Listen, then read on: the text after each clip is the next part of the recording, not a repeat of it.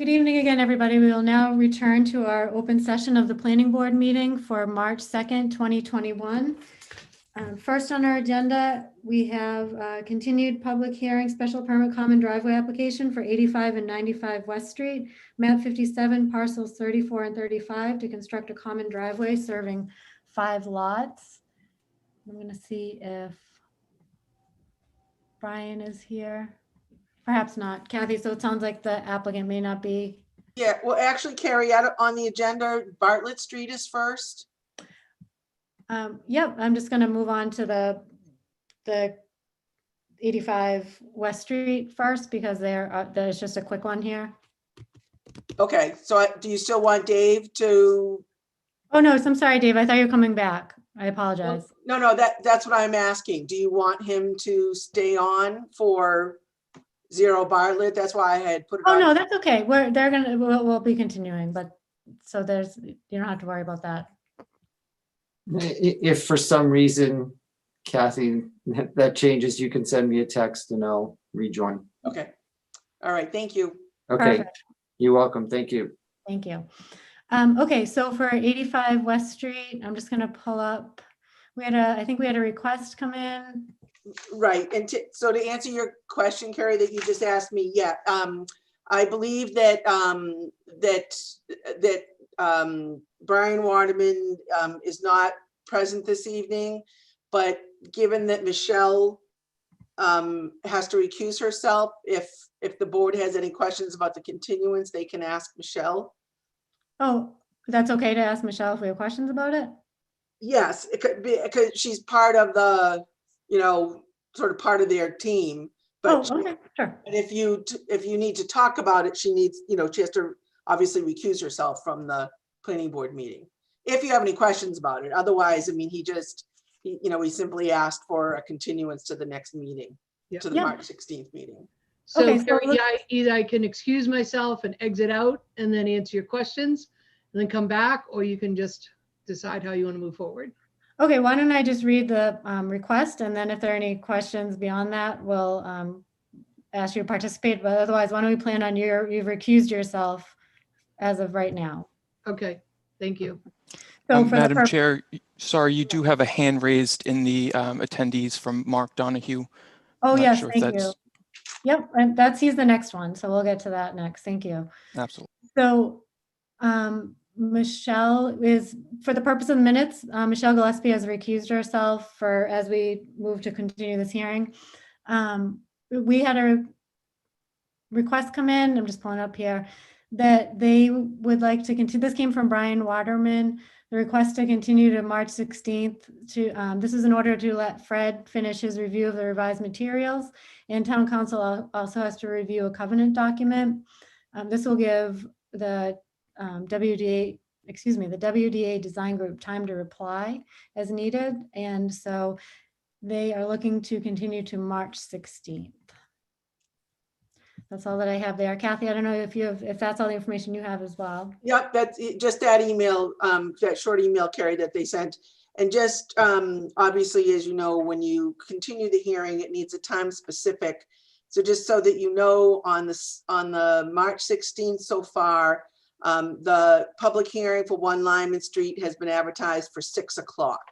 So you can just, go accordingly after 6 o'clock. Okay, so board members, would we want to continue at also 6 p.m. in case there are any continuances, and we can just get right to it? Yeah, does that sound okay? And the Waterman group isn't here tonight? They're not on the line at all? No, it would have to be Michelle. We'd have to bring her back in. Do you have a question? Okay. We need to bring Michelle back in? No, I was just going to ask, and we did it before for another applicant, just to give staff at least a week or 5 days. Like, I know it's a pet peeve of mine when information comes in the morning and staff has to review it during the day and have turnaround for us. And it just gets tricky. I guess I just wanted to ask the applicant just to give a little more lead time. And I know we talked in the past about maybe coming up with some sort of process where anybody who wants to attend our meetings, if they want to get on the agenda, the information needs to be into staff like at least a week in advance, just to be fair, because we have so many applicants right now. And if everybody's bombarding Fred and Kathy in the morning of our meeting, it's a quick turnaround and it doesn't give us time to process. It doesn't give them time to process. That's all I wanted to ask. Okay. Okay, so with that noted, is there a motion to continue the public hearing for the common driveway application for 85 and 95 West Street to March 16th at 6 p.m.? So moved. Okay, second. Second. So motion has been made to continue to March 16th at 6 p.m. Moved and seconded. All in favor, Millie, Aye. Anthony, Aye. Amy, Aye. and Carrie's an aye. Okay, hearing's been continued to March 16th at 6 p.m. Michelle, if you're able to join us again, and Melanie, as part of the minutes, if you're able to note that Michelle has rejoined the meeting at 6:55. Okay, next I am going to move on to the continued public hearing, definitive subdivision application for 0 Bartlett Street, map 51, parcel 3, and map 66, parcel 16, to construct a 4-lot subdivision. And here I do see Mark on the line. So I'm going to bring Mark over. I don't see anyone else. Well, maybe VHB, I'm not sure. Mark, is that VHB for you or someone different? Probably somebody different. Yeah, Okay. that's for 425. Oh, no problem. That looks to be it for that. Okay, great. So I did receive a request for a continuance on this application. I wanted to, before we voted to continue, I just wanted to make sure, because this is a subdivision plan and we're on a, Mark, did you want to be seen or are you just on the phone this evening? Your choice. I don't see Oh, an no, it's option. fine. so I just didn't know if can't- you're having trouble. That's fine, no problem. No, I don't see one, so. So I mean, because we're on the timeline of a subdivision, I just wanted to make sure a couple of things have obviously transpired since we last met. So I want to make sure that if the applicant is interested in getting additional information, that we just have a chance to catch up and make sure that it's going to help progress the application forward so that we can just keep moving forward on it and not, come back 2 weeks from now and find out that we're not looking at the, we had missed expectations there. So I just wanted to quickly go through before we vote to continue, just some of the updates that have come through since we last met. I think we all received a memo from the applicant through Attorney Donahue that wanted to just clear up what was perceived to be confusion about subdivision and go through some of the, particularly talking about the Concom component and the 8M permit component. And just had sent over a memo that didn't think that was necessarily part of subdivision law and wanted to, had just mentioned respectfully, did not want to comply with the request for the Concom, and then thought that the 8M permit, they're willing to do that as a condition. As part of that, it was suggested by Attorney Donahue that if there are any questions about the correspondence, that that I speak to town council to get his thoughts on it. So I wanted to actually update the board and the applicant that I did do that. I had the chance to talk to council. I wanted to let Attorney Donahue know that, I took these comments seriously and I wanted to make sure that the board was looking at subdivision rules and regs properly and fairly to speak to your concerns over a few of the components that we talked about last time. So that's one thing I wanted to update you on.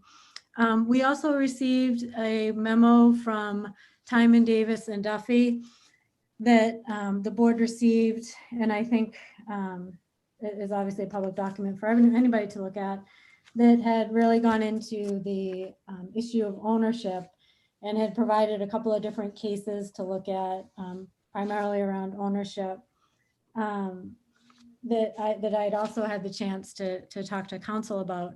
So to update everybody on the status from council, just in speaking with him the other day, we talked about a couple of Attorney Donahue's concerns about the subdivision rules and regs. And I think that the overall message was that it's not that our rules and regs are not in compliance with the state rules and regs, but that I think, we want to be judicious in the way that we apply them and make sure that we're not just stuck on one point, and, we want to make sure that we're fair to the applicant. And in looking at our rules and regs, do we want to say just because you didn't submit this, is that, if the board's wishes were to deny, which I'm not saying that's the case, would that be grounds for that? Would we want to say, because you didn't put in a Concom information, is that something we'd really want to pursue or not? So we'd have to really think about that in looking at our rules and regs. The other component was obviously as it relates to the permit, and this gets into a little bit more about what Attorney Tymons had sent over. I had the opportunity to talk to counsel about the rules and regs as they relate to ownership, and we took a look at what's our definition for applicant, what's our definition for owner, and how do we determine if our subdivision plans are meeting that requirement of ownership. I think one thing that was presented in the Tymons and Davis letter was really, there were obviously 3 different cases, but fundamentally what it was looking at was that a planning board regulation requiring the applicant be an owner of record is a reasonable regulation. And what we had talked about as a possible component of this application is if the board wanted to see anything as it relates to ownership. That I wanted to make sure, Mark, that you were aware of that as well, because I want you to share what information you think the board needs going forward, but also, talk to you a little bit about if we need anything there on the ownership component, so that when we come back in a couple of weeks, we're not starting over somewhere, which is, really, I just wanted to have an open conversation about that a little bit and give you a chance to talk about what information you'd like to pursue. Sure. Thank you for the opportunity. The information that we're talking about is we've talked to the board, and the board, either collectively or individuals, have indicated a desire to have clarification of the Conservation Commission's review and approval of the subdivision, and have the so-called 8M permit. And we provided the letter as to what our position is, but we're still going to endeavor to try to clarify the record for the board as part of that. Whether we technically need to, it's appropriate for a responsible applicant to do that. So we're trying to work with the appropriate individuals to try to clarify that, or perhaps help the board better understand why, in the case of the Conservation Commission, it would be deleterious to the applicant. So we'll pull that information together, probably be talking with the conservation agent, perhaps getting some information from them, and also speaking with the Commonwealth with regard to both the 8M permit and the issues raised by Attorney Tymons. We haven't had much time to digest Attorney Tymons' letter, which we appreciate getting a copy of. There are some issues that will be appropriately provided, and to take Ms. Paretsky's point, we'll make sure to provide our written response to that well in advance of the board's next meeting. So if the board desires, it can share it with town council to get some thoughts. Suffice it to say, we don't agree. Some of the cases cited, in fact, have been reversed since then. So we'll put it all into a comprehensive correspondence, get it to you early next week, so you can digest it and refer it in any fashion you want. So I expect that we'll have that information available and be able to go forward at the next meeting. Okay, so just so I'm clear then, we're looking at, you want to provide more context on the Concom piece. Is that number 1? That's correct. Okay, and number 2 is you're pursuing the 8M piece, or you're pursuing a similar, I was a little unclear on that action. If you could just clarify. I certainly want to be clear that we're not committing to provide it. We're pursuing what clarification we could get from the Commonwealth, whether that includes the 8M, whether something short of that or not is still conjecture. So we're not conceding that it needs to be done, but we're trying to get you more information to resolve your objective questions. Okay, and then looking at, you're responding to the issue of ownership.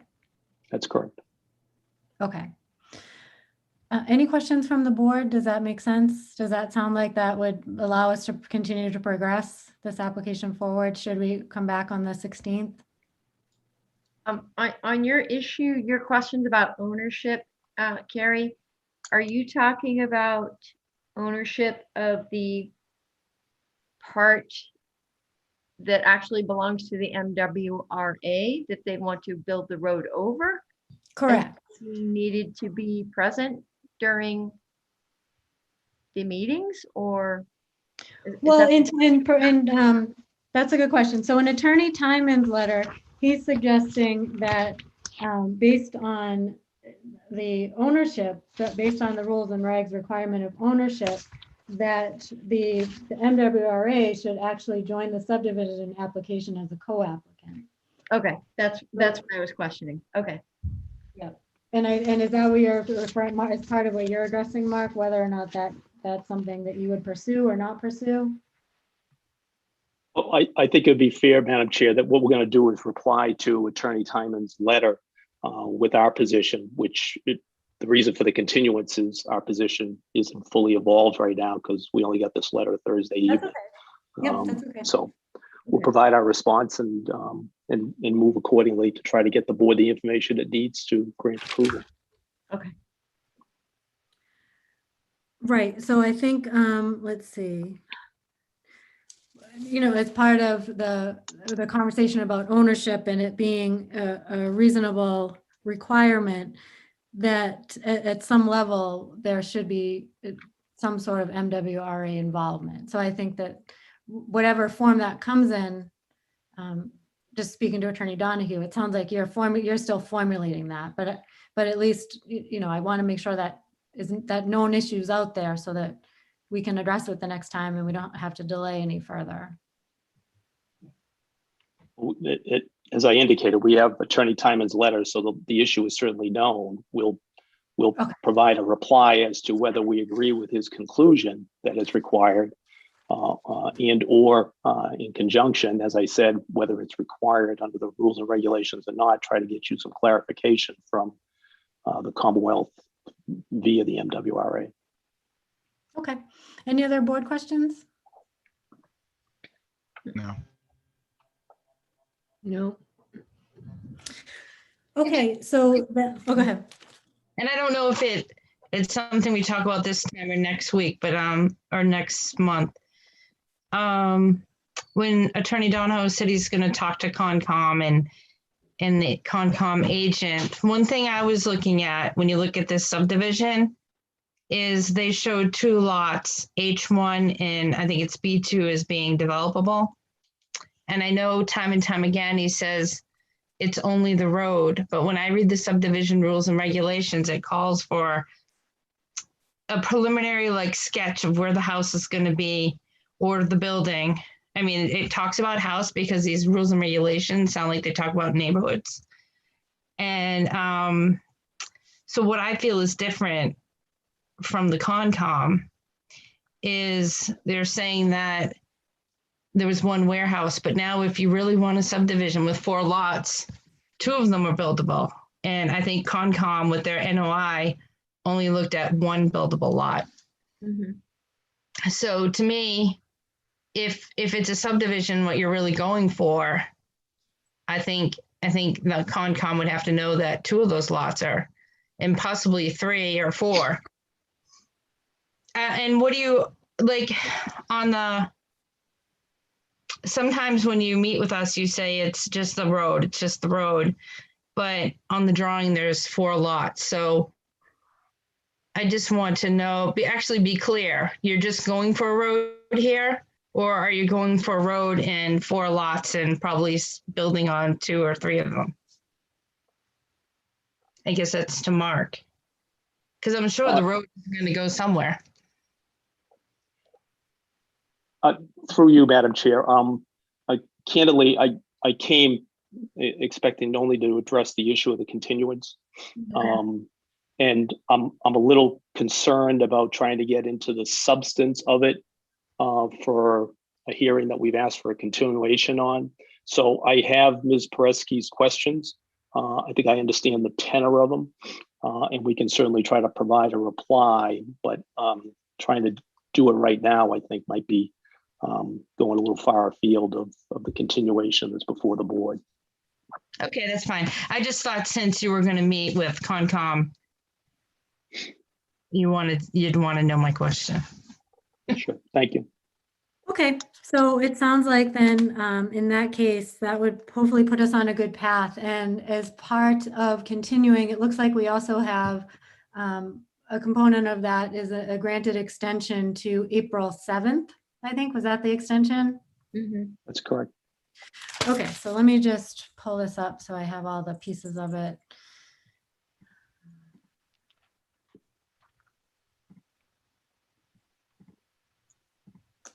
I apologize. I thought I had it up.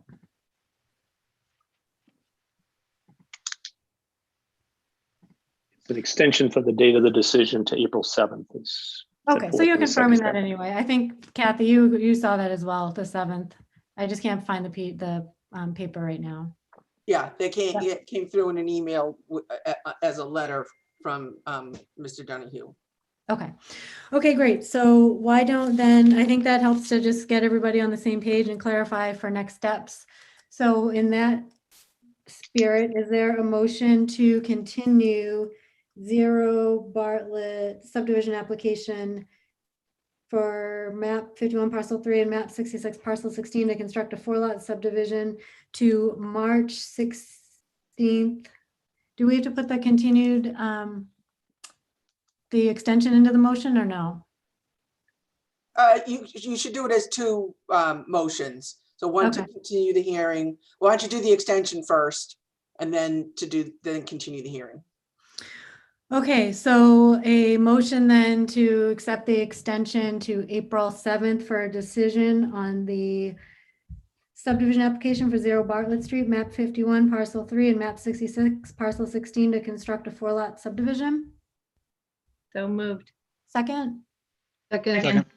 Okay, all in favor? Michelle? Aye. Amy? Aye. Anthony? Aye.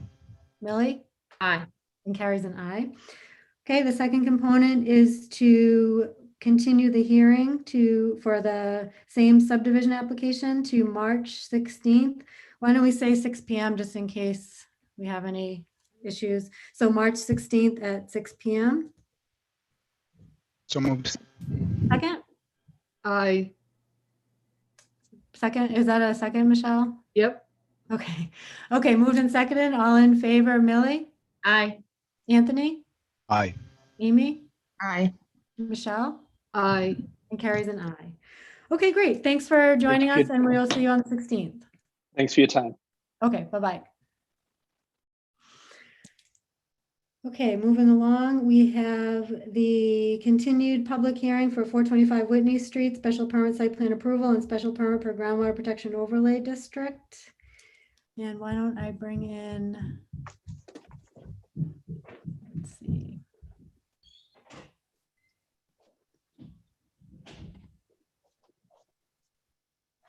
All right, who should I plan to, oh, Scott Turner, it looks like, from Environmental Partners. Should I bring in? Hi, Stephen, are you on the line? Yes, good evening. Okay. Can you hear me? Oh, yes, now I can. So it looks Okay. like, am I bringing in all the peer review team at this point? Yeah, actually, Carrie, there should be, Scott can verify this, but there should be Scott Turner from Environmental Partners. There is a Jane, actually, I don't see, That would be Oh, Jane Mike- Davis, Kathy. Jane Davis, I'm sorry, thanks, Scott. Jane Yep. Davis from Environmental Partners. And actually, who else, Scott? Don Flaherty from CN Associates. Oh, okay. Okay. And Mike Corelli, is he coming? Yes, as well, as far as the applicant, we have Attorney Matos, Mr. Whitehouse, and yeah, Mr. Corelli. And there may be others from Steris, I'm not sure, but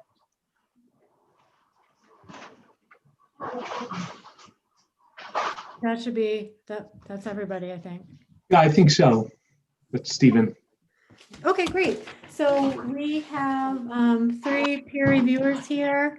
It looks like we have Scott, Jane, and the third one is Dawn. And the board should have received, I'm just going to switch over.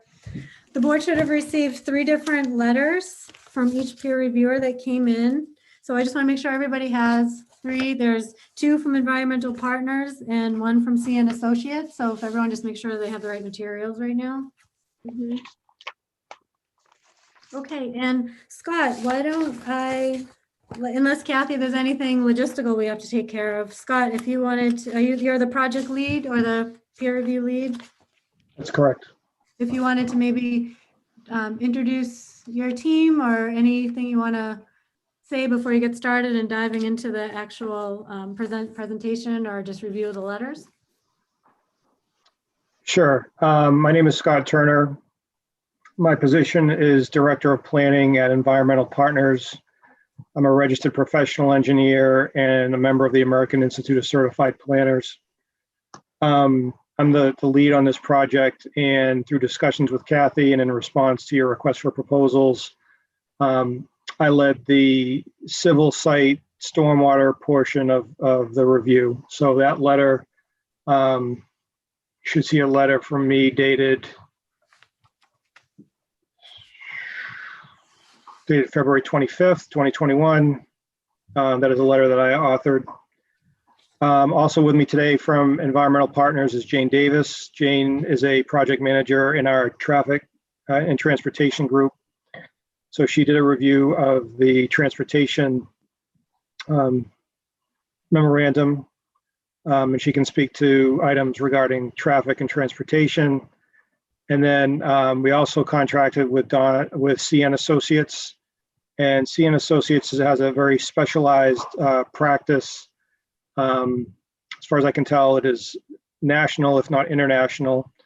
And they specialize in, I guess, radiation and the type of equipment and machinery that is proposed at the proposed building. So Don can speak to his letter regarding his review of the materials regarding the use and how the use operates, and his opinion regarding the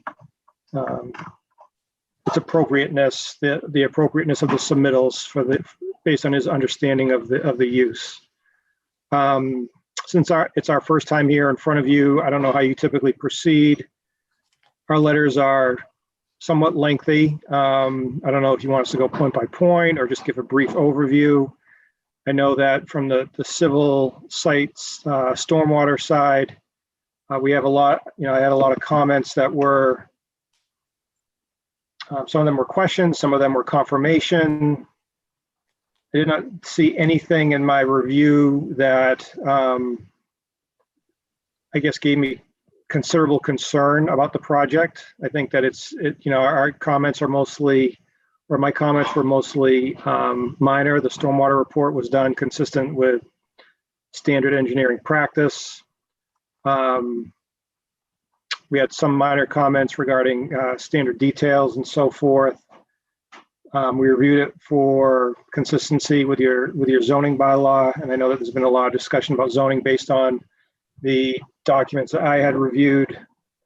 But again, I think that most of my comments were asking for some more details. I did have a comment regarding site lighting, and that site lights be provided.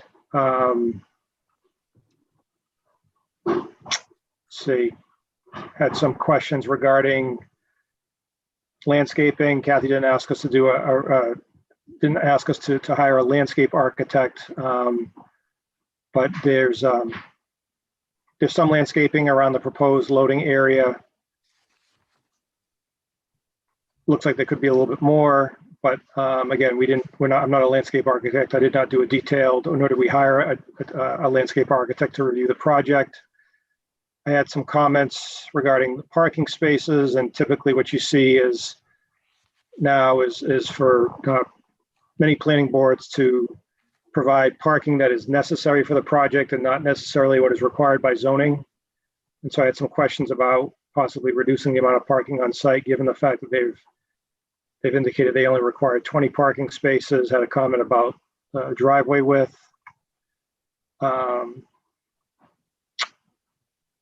Bicycle facilities. I didn't see any bicycle facilities on the plans, which is asked for in your zoning bylaw. And then with regards to stormwater management,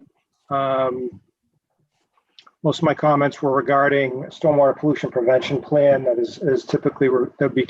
would be required for a project of this size, and asked for some documentation about erosion and sedimentation control and stormwater, and again, the stormwater pollution prevention plan. That's requirement of the NPDES, US EPA's NPDES program.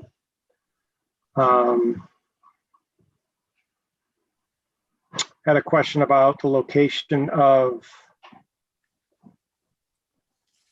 the warehouse expansion.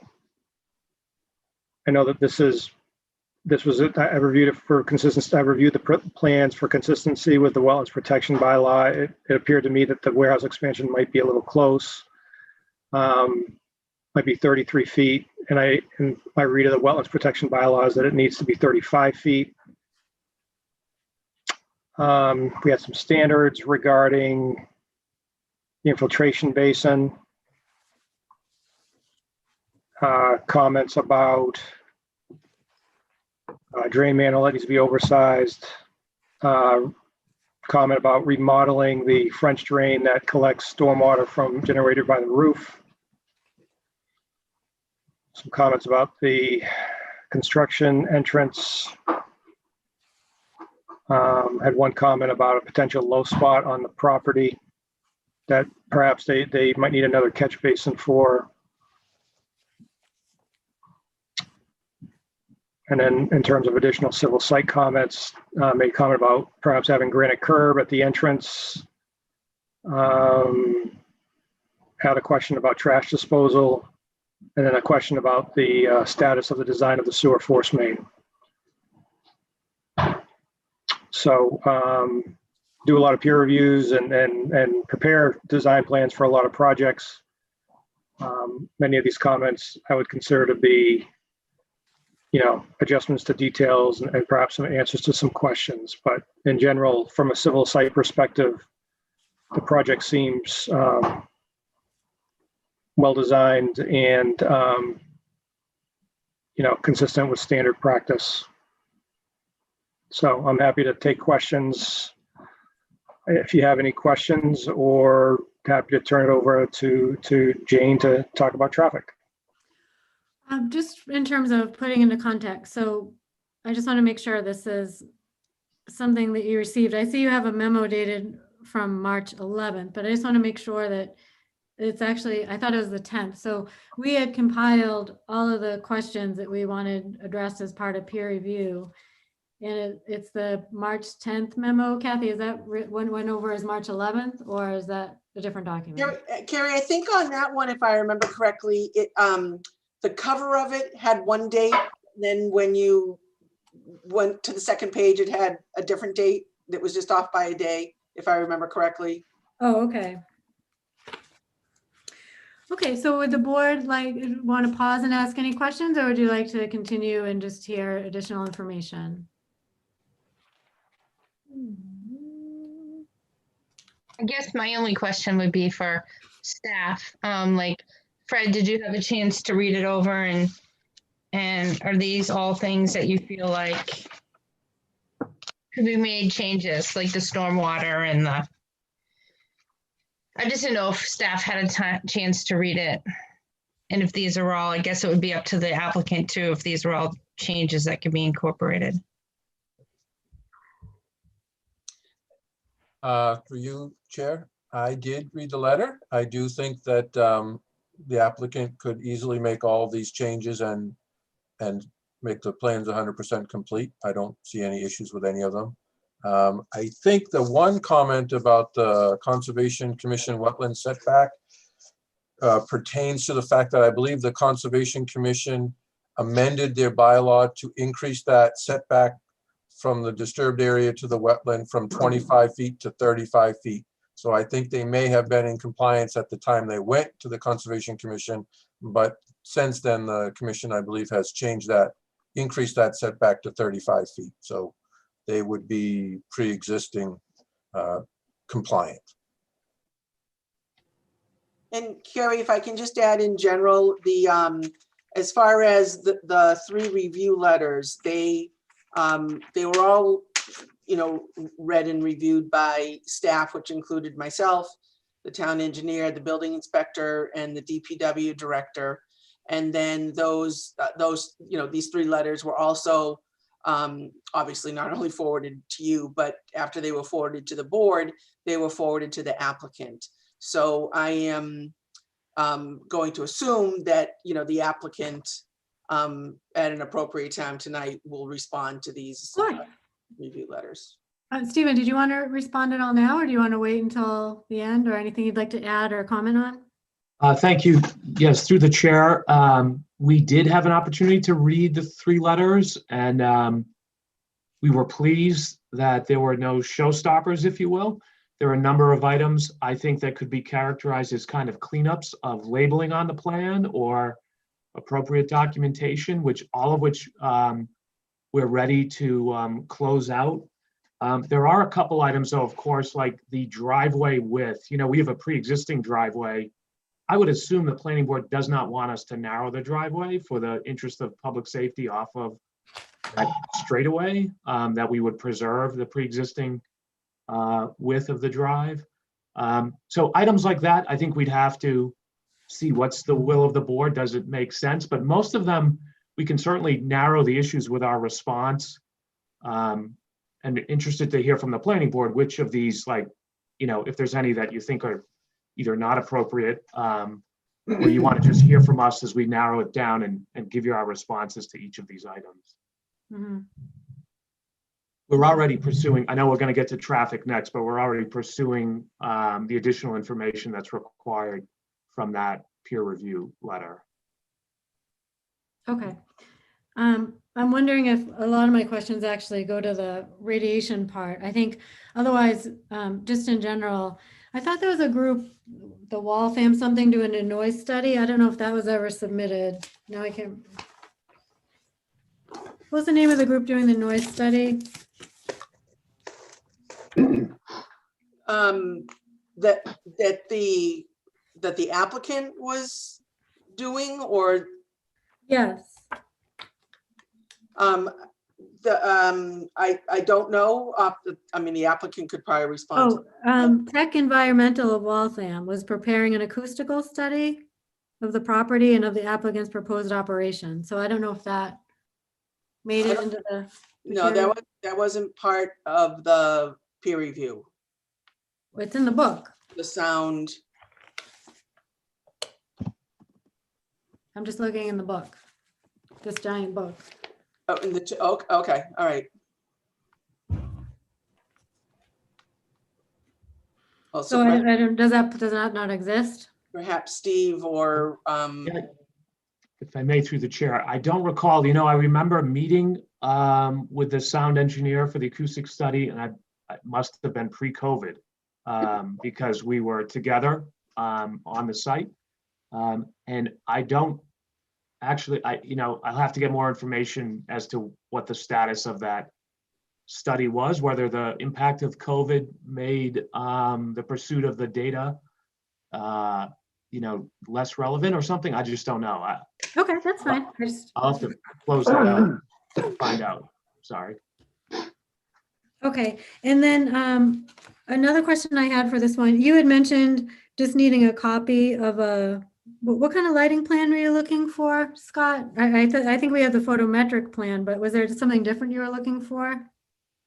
I was looking for just details of what the lights were going to look like, and how tall the light poles were, details on those types of things. I saw the photometric plan, but it was hard to tell what fixtures they were using. So typically we like to see, and I don't know, I cannot recall whether your bylaw requires this or not, but light fixtures that are dark skies compliant, so that, you know, they're just shooting down and not shooting out or up.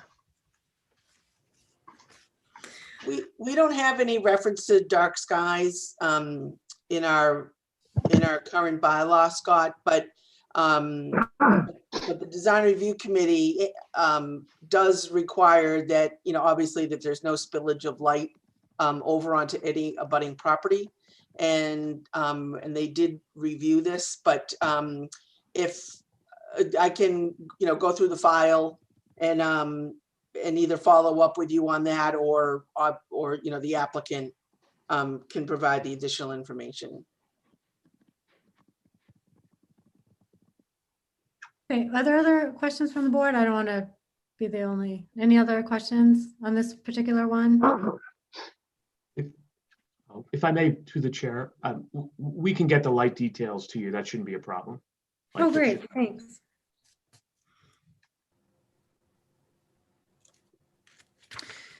Just one other question I had for you, Scott. You went through a lot of different calculations here and talking about runoff and things like that.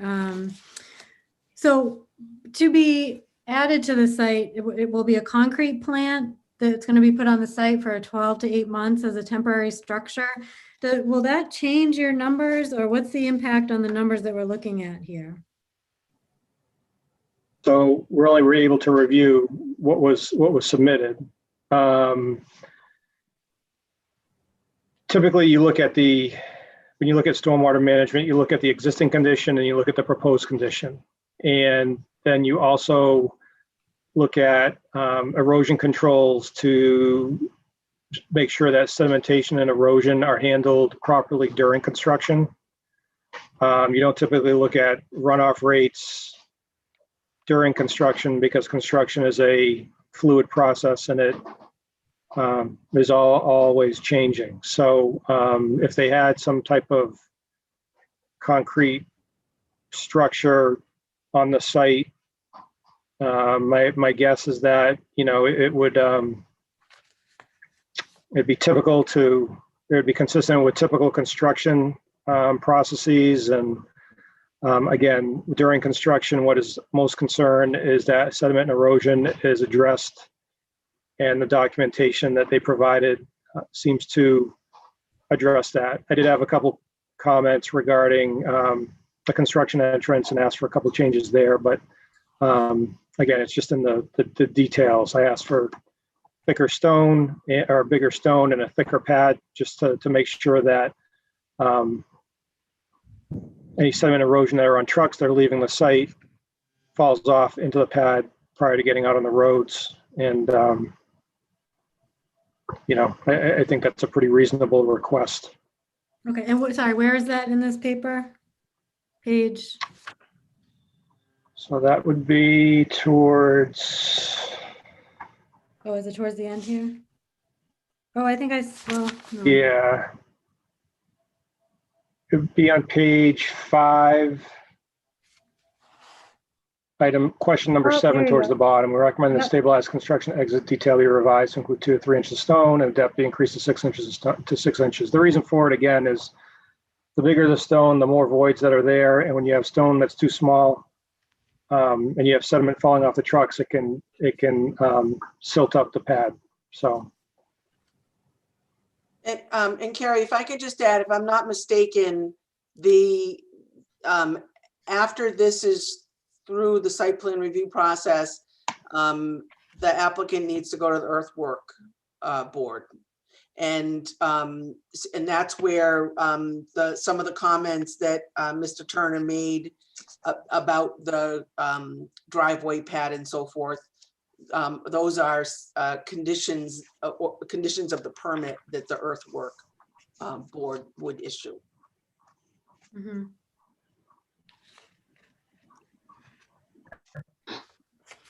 Okay, additional questions here?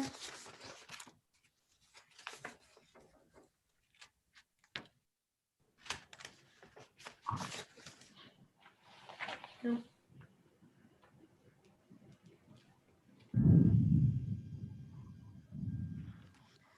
Okay, I guess, I mean, we also had questions as part of our review that we're going to council. So at some point we'll have to figure out how to incorporate that into our review as well, Kathy. I don't know, obviously not as part of this meeting, but Yeah, they have not been provided, and that may be as simple as, how long ago it was requested, and it's, may have fallen through his cracks. okay, because one impactful question that I think really, and I do keep bringing this up because I want to make sure we solve it, is just the clarification on temporary structures, and if temporary and permanent structures should be all part of site plan review. I know there's a preference by staff to do otherwise, but I think we need to understand, is that part of site plan review or not? Because, I just want to make sure that we're looking at the full picture here. So that's a question that we should probably get finalized sooner rather than later. Well, I'll follow up with him tomorrow or Thursday as far as, getting this back on his radar. Okay, let's see, I'm just looking at March 10th. Anything else?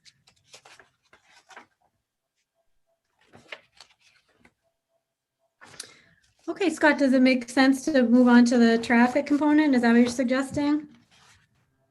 I think so. Yes, I think so. Oh, one point you just mentioned, I'm sorry.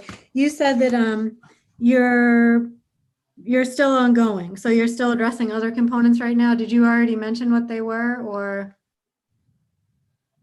is it a matter of getting more information, or are you still looking at other components? Well, what we typically do is, for a peer review, is we typically look at the information that's provided. And, we ask for some additional details, and it all depends on the response and how much more you want us to be involved with the project. So we'll leave that up to you folks. Okay. It all depends. Sometimes, we provide advice for boards and commissions and so forth, and we leave it up to you as to what you want to take from it and what you want to leave behind, so to speak. Great, thanks for clarifying that. Sure. Okay, moving on then to traffic. Okay. Jane, do you want to address traffic?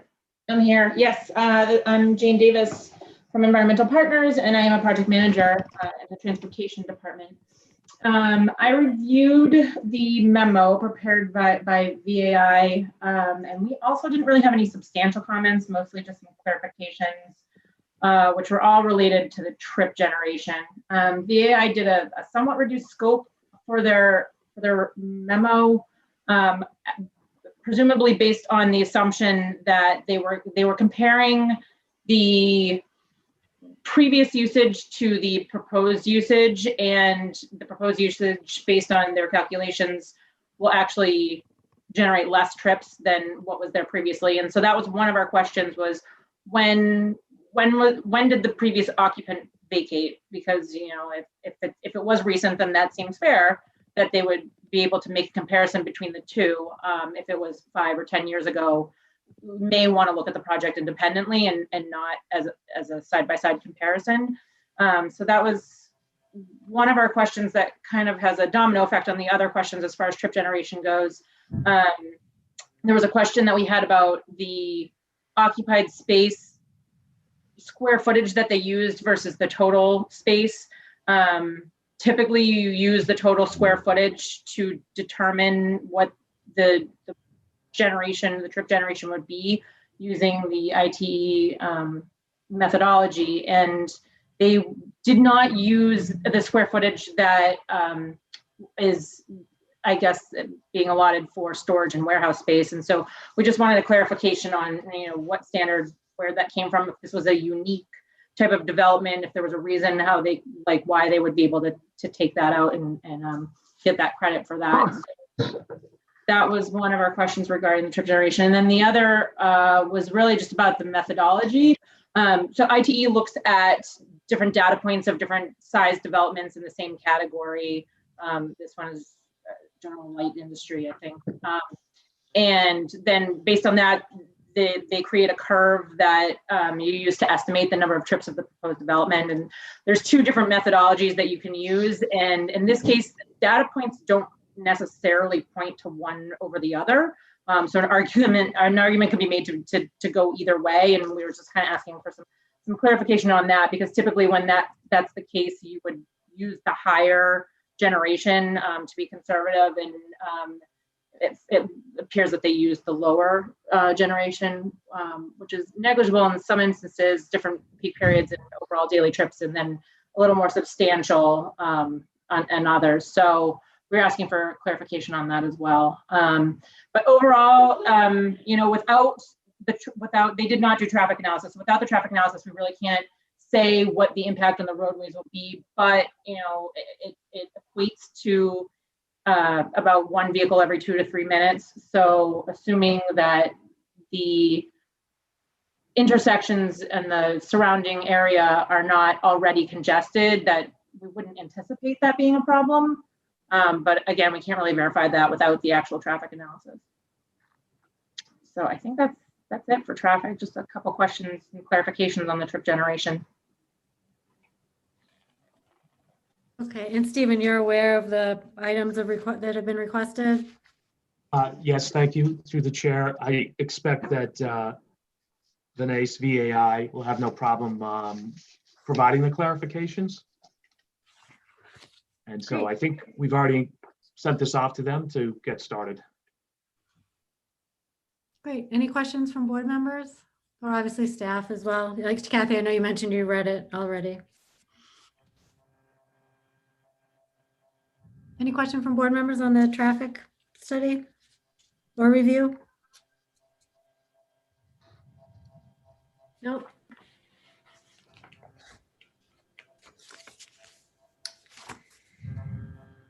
Okay, great. Jean, I don't know if you can answer this. Well, I guess in terms of once you receive the information, I guess you could answer this. It doesn't matter. Once you receive all that information, do you just update this letter? Is that what your next step would be?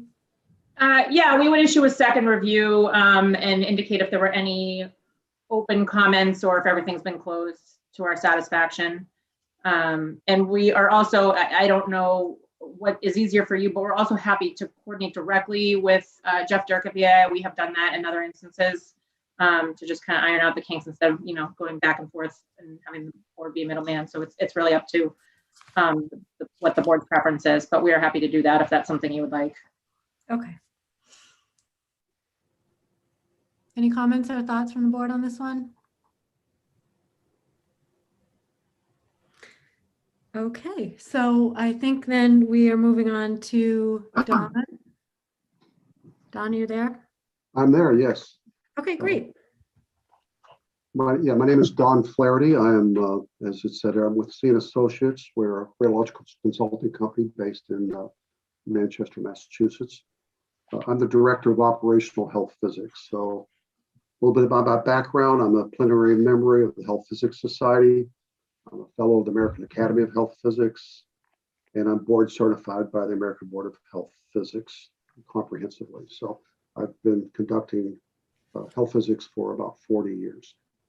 Specifically, if you've never been involved with health physics, it's a subset of physics involved with essentially working with people to be able to work with radioactive materials and radiation safely. That's what we do. So in this case, for this peer letter that we've provided to you, I've narrowed my review specifically to the installation of the M4H X-ray pellet bunker for sterilizing this, planned to be used for sterilizing medical products. In my letter to you, you see the list of the technical and the regulatory documents that I reviewed as part of my peer review. And so essentially the work here I'm focused on is the installation of this X-ray pellet bunker. And essentially what that is that involves installing two linear accelerators, which I won't get too much into the technical weeds, but you accelerate over a short distance electrons, and those electrons by themselves could sterilize the medical devices, or they could interact with a target that would emit X-rays that could do the same. So it depends how that if the application is. And in this case, it's 2 of those units that are planned to be installed. And you see the 7.5 MeV, which is a term for the energy of electrons, and 500 kilowatt power to the unit. Specifically, and I cite the Commonwealth of Massachusetts regulations for control of radiation. And this particle accelerators, if you look on page 2, about halfway down, this is citing those regulations. Particle accelerators fall under the Commonwealth regulations for a radiation machine. So what I'm saying is this machine falls under the Commonwealth regulations. It's not an unregulated device. And the regulations require being registered. It's literally almost like a license to have it. And there's a whole lot of pieces that comes with that. And so the company STERIS needs to submit an application for registration and meet all of the Commonwealth's requirements to register that device. And I understand that's not happened yet. I'm assuming because the sequence is to get the planning board's approval before they go to the state. Otherwise, I would imagine the state would say, no, do that first, and then you could give us your plans. STERIS can speak to that more effectively. And then it also requires, those regulations on the bottom of page 2 require the applicant to submit a plan review. So arrangements, installations, and all of that have to be submitted to the agency for the state or for the Commonwealth. So that all has to play, and that has not happened yet because it's premature to do that, but that will be coming up. And I just mention these because all of the controls from the state come into play as you apply for registry and as you submit your plans. Those come into play, and then the state, the Commonwealth, reviews those and determines whether they will provide that registry, whether they will approve those plans. Shielding is required for this type of unit, and the regulations speak to that. And I did receive technical information and a shielding calculation that was provided, that was STERIS provided through a third party, MEVEX, provided this shielding calculation for this bunker. And as you probably understand better than most, these linear accelerators are inside a shielded bunker, which is inside a building. And so the calculations provided to me were external to the bunker, not external to the building. So it's closer into the source, which is what I would want to see. And those calculations, the design of those calculations was to ensure by design that this device would not have radiation exposure rates external to the bunker, not the building, but inside to the bunker, that would not exceed 0.5 microsieverts per hour. That's a unit of radiation exposure that I can bore you with or talk about if you want, but that's the design criteria, that it will be less than that. And in doing so, that will keep the radiation exposure to members of the public, which is the most limiting radiation exposure limit provided by the Commonwealth, would be members of the public as opposed to radiation workers themselves. They're allowed a higher radiation exposure. So members of the public is the most limiting exposure limit.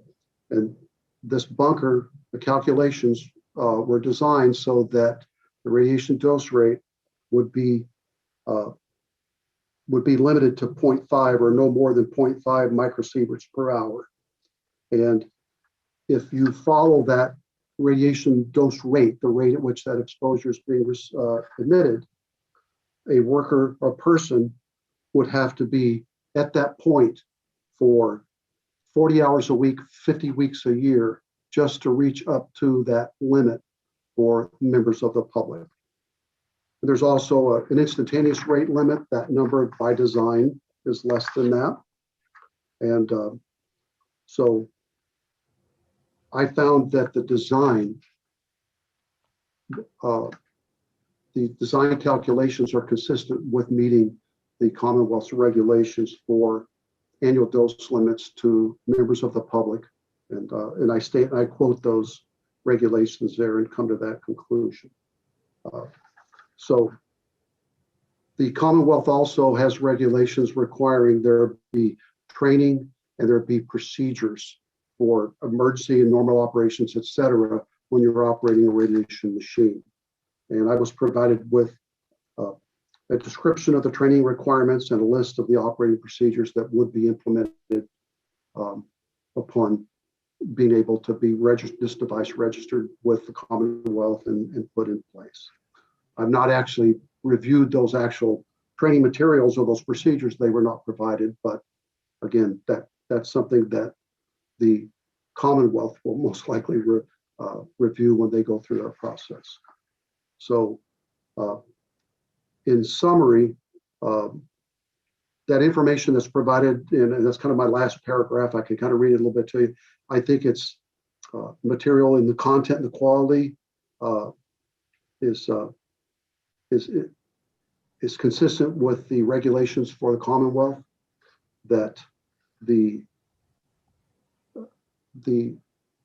applicant has to follow the state regulations, and those state regulations, Commonwealth regulations, really are cradle to grave. They start from the application process through the planning, through the installation and operation of that. And so that process of approval through the Massachusetts regulatory process would be expected to ensure all those requirements are met. Hope I didn't bore you with too much detail, but I can certainly entertain questions if I can. No, not at all. Any initial thoughts or questions from the board? I do have one or two questions so far, and it is maybe on some of the details of just how these things operate. But you talk about the MEVEX accelerator maybe having 2 operational beams at 7.5. What does the MEV stand for? I'm not sure. And that the bunker design is what actually limits what is going out. If the machine goes higher than the 7.5 operational beam, does that increase the amount that comes out through the building, through the bunker, or is that I guess what I'm asking is, if the machine is set at a higher number, does that emit more radiation outside the bunker? Yes, it would, but by design, and Steris and other folks could speak to this, and as you look at these different particle accelerators, they're designed at certain power levels for a reason, okay? Mm-hmm. So, and so this one is designed to go, as I would understand their design, and they can speak to it, from 0 up to 7.5 million electron volts. That's a unit for describing the energy in these little tiny subatomic electrons, okay? And it can operate actually in that range. It doesn't have to go all the way up to 7.5 MeV. It can operate lower at that, but that's the maximum operating power that it's designed to do. Oh, that is the maximum. Yeah, it is. And if you get into this, and these folks can speak to it better because that's their area of expertise, they may not need to operate at that high if the medical equipment that they're looking to sterilize is a low density material that doesn't need the full power to basically kill whatever bacteria or something that might be on that surgical tubing or whatever that might be. Mm-hmm. So, okay. But the 7.5 is the maximum. And also there's a reason why it's the maximum. And that is so that if you go up around above, I think it's around 10 MeV, you can actually make things radioactive. And they don't want that to happen. So when you limit particle accelerators down in the 7.5 MeV range, the radiation that's created is when they're on, and it's gone when they're turned off. And there's no activation is what we call it. They're not making anything radioactive at that limited power level. You can make linear accelerators powerful enough to actually produce radioactive material that remains afterwards. This is not that case. Okay, so the machine itself is limited to 7.5. Yes, Okay. yes. You know, and the Commonwealth of Massachusetts, you know, they continue to monitor and regulate people who have registered devices. It's not like they give them the registry and tell them, okay, you can operate this device and we'll never see you again. That's not how the Commonwealth works. They have routine processes where they follow up and inspect the proper operation, et cetera, of whether it's this device or other devices. The same thing applies to the X-ray machine at your dental office. It does. Yeah. Did you have another question, Millie? No, he just answered it actually within the other question. So that was Okay. it for me. If I may, Madam Chair. Please. So just a couple of questions, and if any of this is covered and I just missed it, I apologize. But so the first thing is how wide is this beam? Is it a circle? Is it does it spread over space, or is it like a laser? I can speak limited to it because I'm not the designer, but my investigation is internal to the unit, internal to the shielding. It's like a conveyor belt. You can have like a conveyor belt where, you know, these medical devices are made as clean as they can make them, and then they're sealed in plastic, and then they're put inside a box, and then they're brought to this facility, and they go in the conveyor belt, and then they go inside the shielding where you can't get to, and then the beam of electrons is exposed to it. And it's like a curtain. So it's not a straight one line of beams. It's like a beam that moves typically back and forth and forms like a curtain. So it's enough to interact with the entire box. And typically why they have two of these units is they're opposing so that you don't have to flip the box around or turn it. One can get one side of the box, one can get the other side of the box, and they can penetrate through the box and through the plastic and actually kill germs all the way inside, so that then when it comes out, now you have something sealed in a box, sealed in plastic that's sterilized.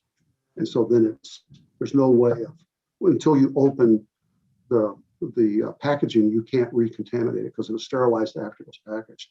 But it's like to answer your question, Anthony, it's, as I understand it, you know, how these are designed, it's like a curtain of them. The width, maybe Steris can that can be variable. It's the width that's needed to irradiate to kill the germs in that box. And that can probably vary depending on the size of the object that is going through the system. Okay. I don't know if that helps answer the question. Well, yeah, I guess it helps to some degree. Do you know if once that beam hits the shield, does it just kind of die there, or does this bounce around inside of the chamber? Or? Sure. If the electrons get through there's a target, you know, the electrons get stopped 100%. In the process of stopping the electrons, X-rays are produced. Okay, and then the shielding stops the X-rays inside the unit, up to where the external radiation dose rate is the numbers, and you see in here the maximum that they have to verify this when they operate the unit. That comes with the whole registration requirements from the Commonwealth. They have to verify. They just can't have a design and calculate the numbers and assume they are. They're not allowed to do that. They'll have to actually verify it with real radiation readings when they first operate the unit. And assuming, you know, this is a standard design, so it wouldn't be expected to do anything any different than as it's designed, because it's not, you know, the prototypical, it's not the first one of these that's ever made. Okay, they're installing a standard design. So I would expect the dose rates outside on the external of the unit to be as stated in the MEVEX Corporation calculations. And they calculate the dose rate, and there's a lot of physics involved in calculating that, but they calculate the dose rate at a number of points, you know, around this bunker. This bunker's got various points. It's got the front wall, the back wall, what goes toward the roof, what goes out to the left and right, et cetera. And they calculated at all those points. And then I looked at their calculations. The maximum number they calculate is 0.41 microsieverts per hour. And it's, you know, their design is to be less than 0.5. So they're around roughly 80%. You know, in other words, they're like 20% below their design limit. And that's only on 2 locations. You have a couple places that are about 0.21 microsieverts per hour, and then most of them are less than 0.1, which is basically just about not measurable. So, yeah, and that's inside the building on the external to the bunker. That's not outside the building in the street where someone's mowing a lawn or driving by. That, you know, this is inside the building up against the bunker. So it's quite conservative.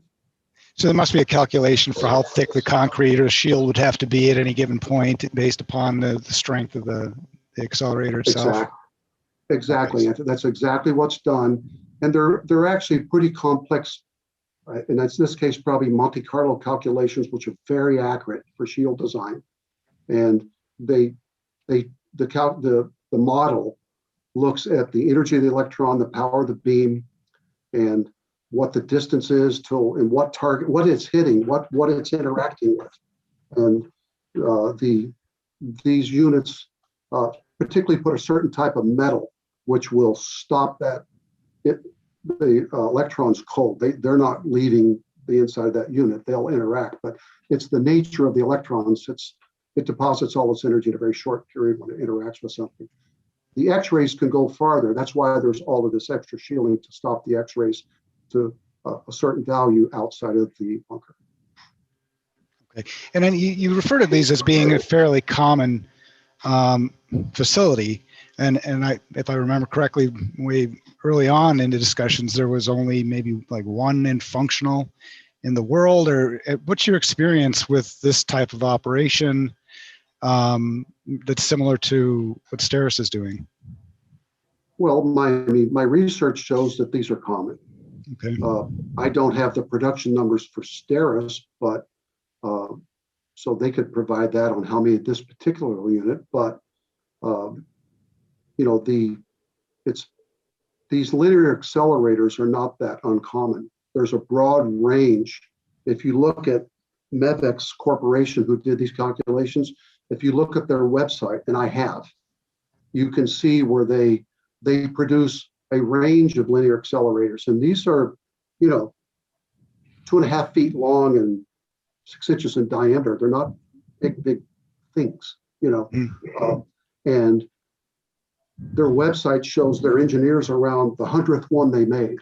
That's one photo I saw. So Mevex, I think, is a Canadian company that makes these kinds of units. So I'm sure their customers are more than just Steris.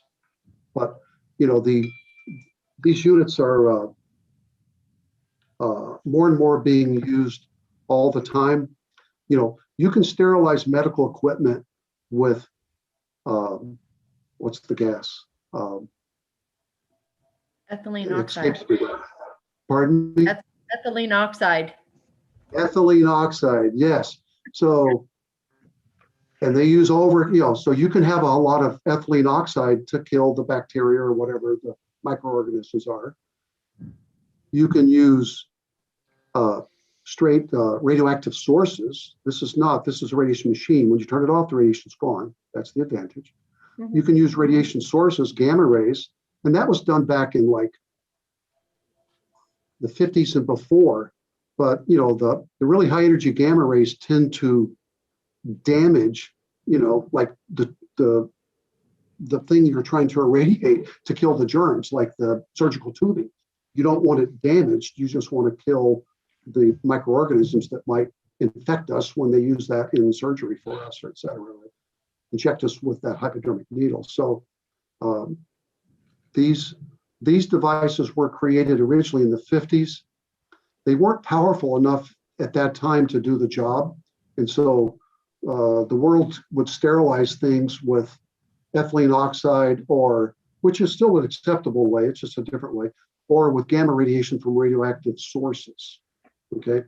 But then as the technology moved along and they were able to improve the design of these particle accelerators, these are, started becoming more desired because of their advantages. They're not they don't make things radioactive. They don't emit radiation when you turn them off, just like the X-ray machine in your dentist's office doesn't, unless they turn it on, there's no X-rays, and nothing becomes radioactive afterwards. So that's good. And then there's the advantages of the particle beam. It's strong enough to go through plastic wrapping and boxes, but not strong enough to go through all the shielding and come out in the street. You stop it. And then the X-rays that are generated from stopping it can be further stopped by that shielding.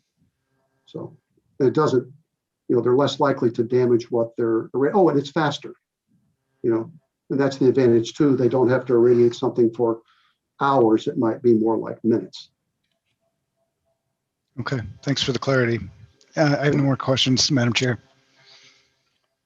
Okay, other questions? Really? I have one also on the machine. What is typically the primary source of the electrons? It's a type of metal, right? Generally? Well, a linear accelerator is an electric device which can accelerate an electron. If you remember from school, an atom, it's got the nucleus and it's got those big protons and neutrons in the middle of it, and it's got electrons going around sort of like an orbit, like a planet around the sun. And this device can get an electron, which they're really tiny, to travel from one point to another inside the device because it creates enough voltage to accelerate it. Okay, and it'll accelerate that electron and get it going to where it's, what we refer to as like relativistic speeds. It's not going faster than the speed of light, but it's going really fast. A fraction of that, going very fast. But it's just an electric device that will cause that electron to accelerate fast enough that it'll be like a beam of them. And then they can be, the device can be altered or controlled such you can have like a beam of them sweeping back and forth, maybe in a 10-inch wide or 15-inch wide path. And the box comes through and it's sweeping that device with those electrons to kill when they interact with the a pathogen that's alive. It'll kill it because it'll strip electrons off of its structure and then it dies. So, but I guess what I was asking is, the electrons come from is it a metal, a type of heavy metal, with an elemental source? It comes from the electricity. It comes from the electricity that's used to power it. So there is no heavy metals or any type of that or element. There's metal that's used for the shielding, and there's metal to use to stop the electron beam if it goes through it. But no, it's not like it's uranium or something like, no. Okay. Yeah, no. It's like an electron that's running through the wires in your computer right now. Okay. Okay. Sure.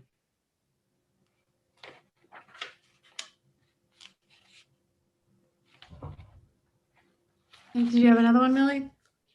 I do not. That was it. Okay. Any additional questions? Sure, I have a couple for the board. Sure. You were just talking, Dawn, about how it's electricity to power them. Is it a lot of electricity that's needed to power these beams, or could go off a normal connection from the outside? Well, it's listed as 500 kilowatts.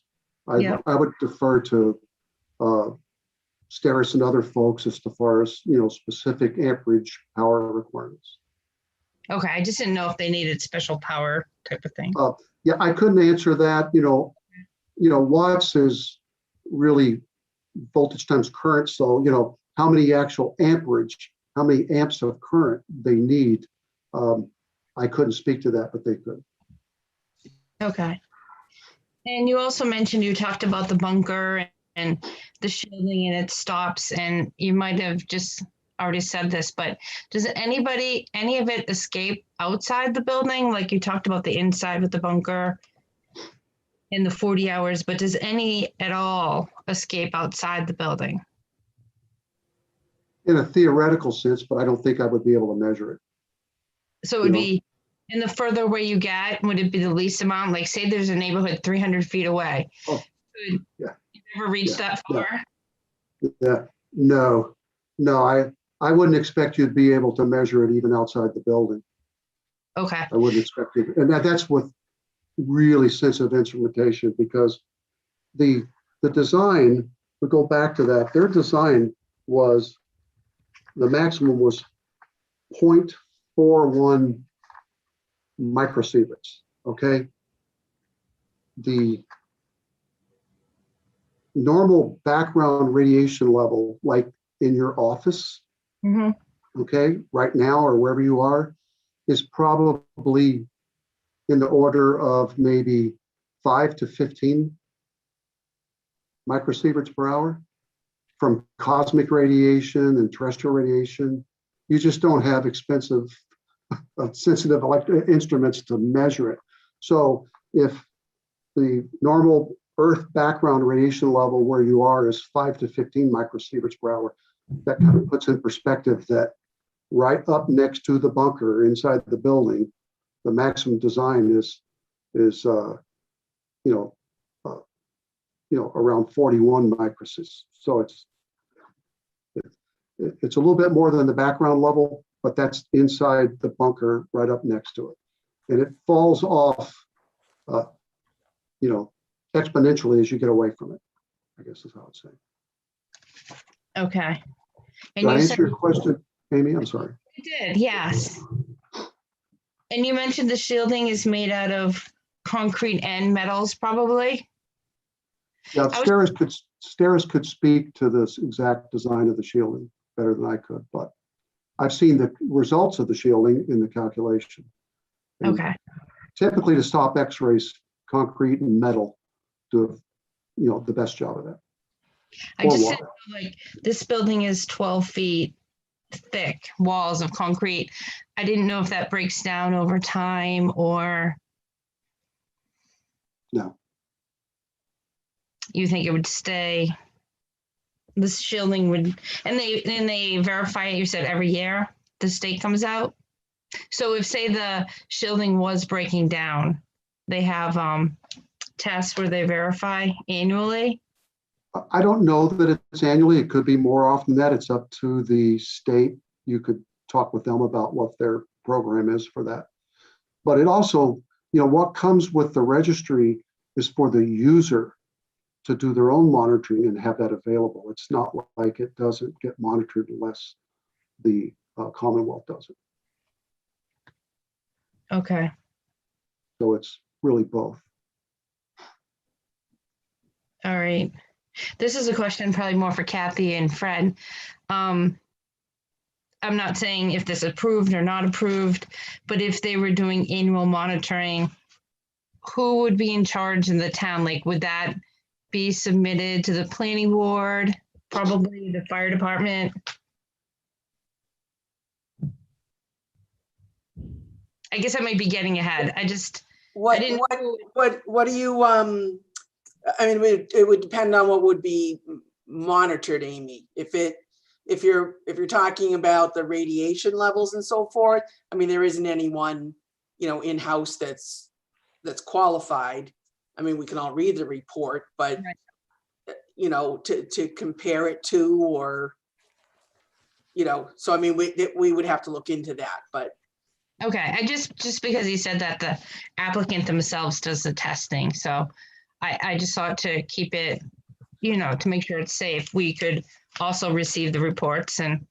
And I'm also, and again, we can ask the applicant this, or actually Mr. Flaherty, I'm assuming, which is not safe to do, but I'm assuming that the state, the Mass Department of Public Health that regulates this is probably looking for reports, monitoring reports.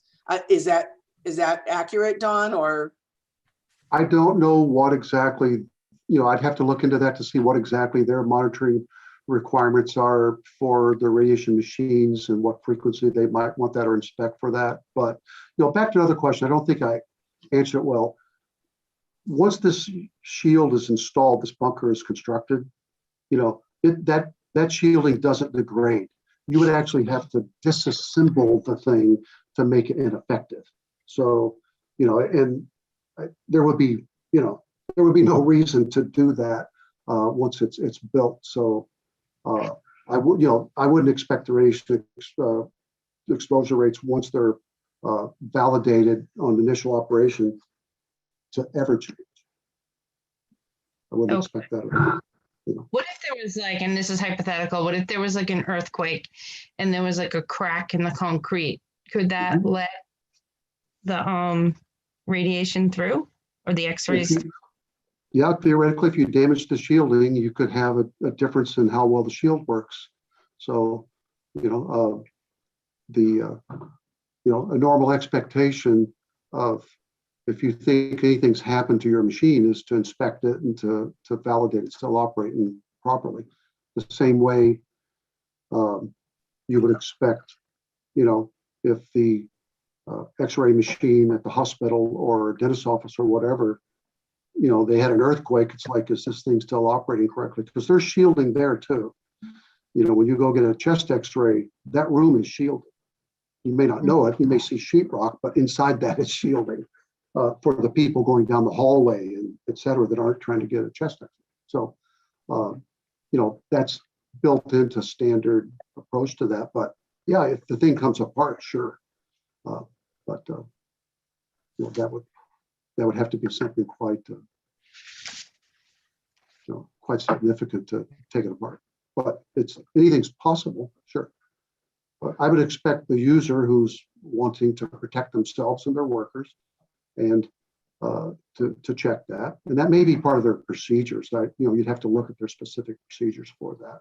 Certainly, if I was writing procedure for operation, that would be something I would build into the procedure as to that if there's anything to challenge the physical integrity of the shield, that you inspect it, visually, and that you take radiation survey instruments and measure it when you operate the unit again. And again, you turn the machine off, and it doesn't emit any radiation. So just a couple of points of clarification from me. So you had mentioned, I thought when we, somewhere along the line, I had it in my head that this was the first of its kind of this kind of technology in the US, but it sounds like you're saying it's a common thing? Well, I mean, what's your definition of common? I like MEVEX's website shows a photo of their design engineers sitting around the 100th linear accelerator they've ever produced. Okay, I'm just confused because I think it was originally something where we were under the impression it was the first of its kind in the US. And yeah. No. Short answer to that's no. Exactly how many are in operation to sterilize surgical equipment? I'd have to research to give you that number, but I don't see how this one's the first. A simple internet search on, particle accelerators to sterilize medical equipment will give you all kinds of things where, oh yeah, they're used and here's the advantages of these units, and describes it and talks about the development of them over the years from the 50s when they were first invented. And like I said, they were too low a power then, so they weren't in great use. But then over time, the technology was developed to make them higher power enough to where the electron beam would have enough energy to kill the microorganisms to sterilize it. Then that would give companies that are trying to sterilize medical equipment an option. They could still use, the high-level radioactive sources with the gamma rays, which, has their drawbacks but can be used, or they can use, the gas. They can do that with it's got its advantage or disadvantages. The advantages of the particle accelerator is if you got close fitting. I'm not trying to be a salesman for them. I'm just trying to help you understand it. If you have close fitting things that are assembled, the gas may have trouble getting into a flange or a connection because it's tightly bolted together or connected or whatever. Whereas this particle beam will penetrate right through that and kill the bacteria tightly inside something that's assembled. Whereas the gas might have trouble getting there or would have to be exposed to the gas a much longer period of time to be able to permeate through that. And so that's one of the advantages of particle accelerator for this type of application. Okay, so originally go ahead, Nellie, go ahead. I did want to clarify, if I may, is that we have been using the particle accelerators for medical, but I don't believe that there are existing X-ray radiation sterilization for medical supplies in the U.S. I think these machines have been used for a lot of other things like food or other things, but I don't believe they've been used for medical equipment and sterilization. But my understanding is they have, so, but you can speak to Steris and they can provide that more detail to you where they are used. I think they are. Okay, so I think I just want to make sure you received all the materials. I appreciate all the information you provided here, but the board has actually come up with specific questions that I think the board is starting to ask now because maybe they weren't answered as part of this review. So I just want to make sure you actually received the, the things that we were looking for. So basically what we're doing is we're trying to, we're not trying to be experts in the X-ray sterilization. We want to find out what the impact is, in terms of, does this meet the performance use standards as it relates to our bylaws? Like, will there be things like EMF submitted outside or any sort of electromagnetic radiation that would disturb the neighborhood, any other neighborhood disturbing agents? So I think what we've done is come up with some questions that would kind of help inform us a little bit and also help us consider safety, so that, Amy brought up if there's something, to help us, if we were to approve this application, what, are there any conditions that we need, anything that we should be aware of or know about in advance? You've answered a lot about the state regulations, which I think is in line with what Steris has said before, that a lot of this is regulated by the state. We're not trying to be a proxy for that. I think we just want to understand, as it relates to our site plan with special permit approval application, what is the safety level? How do we, really think about the concrete? Is something going to get out? Is there any sort of disturbance to the neighborhood here? Things like that. So did you actually receive all of these questions that we had, or was it just a general review that you were able to do? Well, perhaps I haven't. I don't know. Scott, can you help me out there? I thought I had answered the appropriate questions, but is there something that I haven't received? Yeah, I mean, I had forwarded to him, we'd received a package through Kathy from Steris. Because I was not aware that there were specific questions that you wanted Dawn or our team to answer. If there were specific questions, I guess I didn't realize that, or I wasn't aware of that. They may be in the packet of information that we received, but we received a lot of information. So I know I have to go back and look at exactly what we received. Kathy, can you, I had originally asked to be a part of the kickoff meeting. I don't think I ended up being invited to it, but can you describe what was the direction on this so that we can make sure it's actually in line with what we had requested? Or, I mean, there wasn't a kickoff meeting. I mean, once the, the group, which, included you, Carrie, once we hired them, the town signed the contract, and they began their review. And so the questions, Scott, weren't a separate document, but they were within the documents. There were two documents that were from the planning board, which were a series of questions that they asked Steris, and then Steris provided 2 documents back to the planning board with their responses. And so those questions are contained within the, the planning board's 2 packets or two documents. Yeah, I guess my interpretation of that was that they were questions that were directed to Steris and Steris had answered them. So I guess I wasn't aware that those specific questions were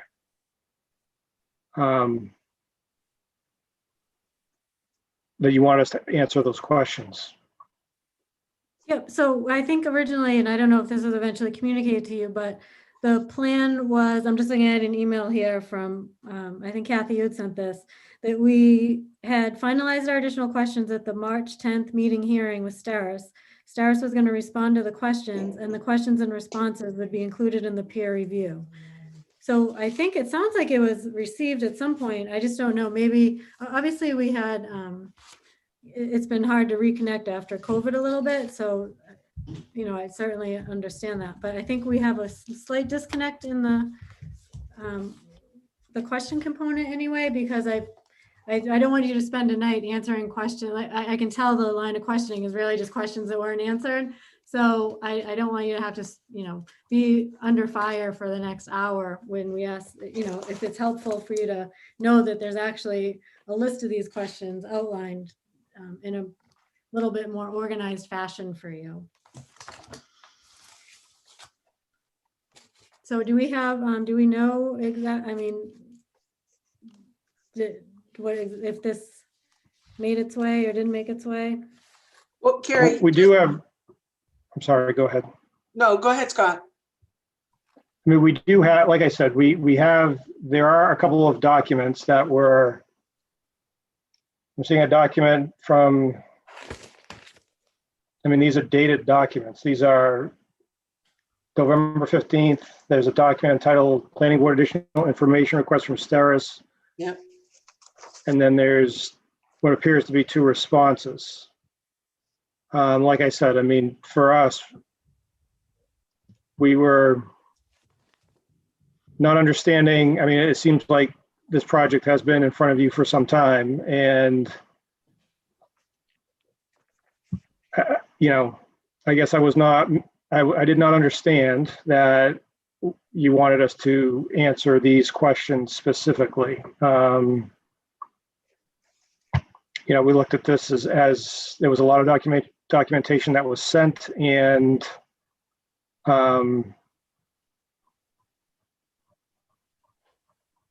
when I saw that they were directed towards Steris, I just figured that that's who was to answer them.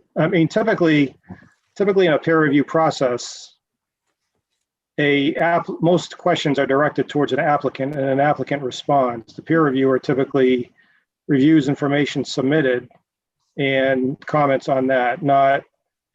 I've never actually been a part of a peer review where I've had a board send me specific questions before. So that might be where part of the confusion is. Sure, yeah, that's okay. And I think in this case, specifically to the radiation component, part of the reason why we wanted to do a peer review is as we were trying to apply, a lot of it was difficult for us to interpret and understand because it's really not our area of expertise. So it's difficult for us to review the plan without really having that expertise behind it, which is sort of what started to lead us down, having someone like a radiation expert come in and help us to navigate specifically through that component. I think it's pretty cut and dry when you look like the review that you did, Scott, or even the traffic review. I think that's pretty cut and dry and standard in terms of looking at a site plan and reviewing the components. Although, the noise piece will have to be included as well. Maybe we need to level set here and just, COVID could have been something that sort of got us off the tracks a little bit. I don't know if there's a opportunity to get us back on track and figure out how to. Carrie, I'm assuming that, that you're going to continue this to probably your next meeting. So if, particularly with I think the majority of the questions, I'm just flipping through them now, we're in the 11:15 memo that the planning board sent to Steris. And on page 2 and starting on the bottom of page 2 and 3, and I think that's the document you're looking at, Carrie, that those are the questions that the planning board, specifically had for the peer reviewer. And then there's the town council questions in there.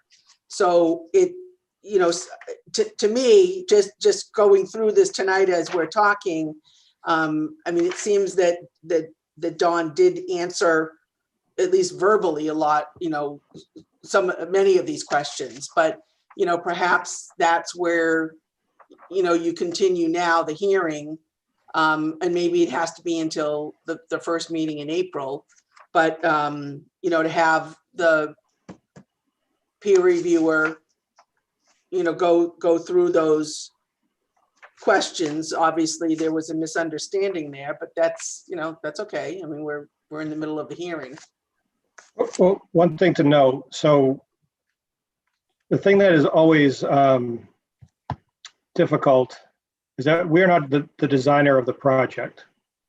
So there are, nor do I think you want us to redesign the project that is there. We always look at our role as commenting on information that is, provided by the applicant. So some of these questions may not be, I would have to look at the questions, I guess. I mean, perhaps Kathy, you need to, maybe we could just talk about exactly what you're looking for. Yeah, so I'm sorry, my understanding was that this was all part of the RFQ in general, because we spent a lot of, and Scott, this isn't directed to you, I'm just trying to level set in my own head where this was, that we took the time in March to go through and get everything on the table that we were hoping to accomplish. And then we needed to do it by that point because it was going to be part of the RFQ that everybody would receive a copy of and be able to answer if that was within their wheelhouse and able to answer. So, I mean, I just assume that these questions have always been from even the RFQ period through now as part of the process here. So if did they make it into the RFQ? So the March 10th questions and the November 15th? Yep, they were part of the material that was mentioned in the RFQ and then provided to everybody. Okay. But I think to part of Scott's point is that that they may have overlooked or misinterpreted this, given that peer review is typically the site plan, the subdivision plans, whatever it is that the applicant has provided to the town. I mean, that's the typical peer review process. So there, I think there was just some disconnect there, or some assumptions made on the town's part, Kerry, when we sent this all out. Okay, so I guess, I mean, even if we were to boil it down, I mean, one of the biggest components, and in fact, really critical, is just meeting the performance use standards of the bylaws. And I think a lot of our questions are focused on getting to the bottom of this. And I think you did receive a copy of the bylaws. So even looking at, we start to look at all these different standards about, no emission of radioactive material, things like that. Just going through and reviewing the plan through the lens of what is actually on the site, or not necessarily, STARS has been gracious in providing information about the process with the beams themselves, and I appreciate that. How do we take this to the next level so that we can, get the information as it relates to what the board needs in the determination of the plan, so, and determination of the site plan. So the noise stuff, that's all, missing at this point. The rest of the performance standards in terms of, the radioactive material, are there EMFs that are getting out? Are there, anything like that? I think we may have to, I don't know how to level set right now to get us back on track to that point. I don't want to spiral this out into an ongoing process that goes too long. Yeah, I Any mean, comments from board members? No, I guess I agree with you, Carrie. I did think that some of the questions were going to be answered. So I wasn't sure if this was the appropriate format to start asking them. Seeing that they didn't seem to be completely addressed. Okay. Any other So- comments or thoughts? Okay. Scott, did you have something? Yeah, so I'm looking at the RFP now. I guess I'm not seeing the questions, and I didn't realize there was a noise component in here. In fact, I remember when Kathy, well, maybe we need to do this. Kathy, maybe we need to speak, tomorrow and just understand exactly what questions you're looking for and what scope you're looking for. Because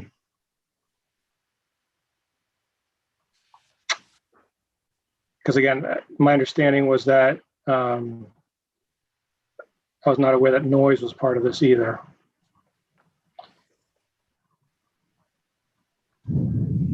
Sure, that's fine with me, Scott. I don't know where the planning board wants to go with this, but I mean, again, we can, the questions were part of the material, that was provided. And, maybe they should have been called, well, certainly it sounds like now they should have been called out, differently or more attention brought to them, as opposed to including, maybe it should have been a separate document or something. Maybe we looked at it as a separate document, that it was the planning board's memo, both their memos that had to be reviewed. But again, I mean, I think it's all doable. It can all be, addressed.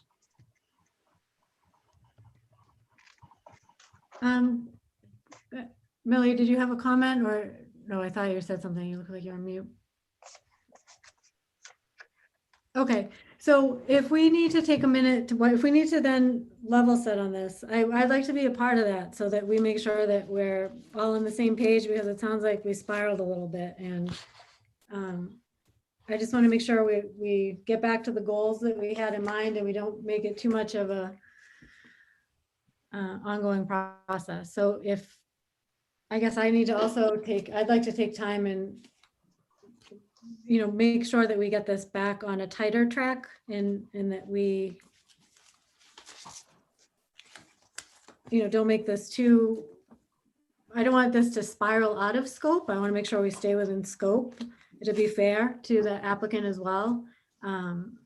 So maybe that's something we can level set on. Well, I mean, we can't add anything to the scope, Carrie. No, I don't want to add anything. I actually want to make sure we're staying on scope. I want to make sure we're keeping this tight. May I ask through the chair? Sure. This is Stephen. Is your question simply to have a peer review of the sets of questions that the planning board sent to Starus in 2 separate memos, which we responded to, those 2 sets of questions, that the peer reviewer would review our responses to those 2 sets? Is that it? I mean, it has to be. I agree with your sentiment. We can't lose focus. I mean, it's kind of frustrating. We've waited for the peer review. They're pretty favorable. I thought he was answering the questions. I thought the response was there is no radiation material, as we've been saying. So I don't know what's left, but I if it's those questions, that's fine. I understand that those were submitted, and yeah, whatever's been submitted for sure. Not there's no intention to add to that. I'm just okay. I feel like we've spiraled a little bit, and maybe COVID's a part of that. Well, if I may, I was going to say that, I was one that was objecting to the peer review on inside the building pursuant to a site plan review. I thought this was very helpful. It was very educational. It was very, interesting, I mean, in terms of the technology. So I appreciated the presentation, but if the scope is those questions, I think that's fine. Yeah, Those questions and our responses. correct. Right, but I mean, particularly, I mean, I don't think this is difficult to continue this. I mean, the list of questions, and maybe Scott, this is where, you and I can go through the questions tomorrow, but I mean, the list of questions from the planning board, specifically for the peer review part of the application, are in the memo, particularly the November 2019 memo. So, I mean, I think, Carrie, if the board just, directs the consultant, the peer reviewer to look, to those questions and answer those questions as an addendum to their letters. Am I missing something, or? That may be right. I just I just want to go back and make sure, absolute sure that that's the right track, so that we don't take any. I mean, I think that would make sense. Does the board have any comments on that, or? I just remember the process was we went through all these questions. The applicant was allowed to answer them, and then the peer review was going to go through them. I mean, that's what I thought the process was. Well, you had specific questions for the peer reviewer. Right. Yeah. Yeah. Yeah. Okay. But anything that's on the table is just from a memo. It's not new stuff. It's just either March 10th that we all looked at together, or I guess November, the original. Mm-hmm.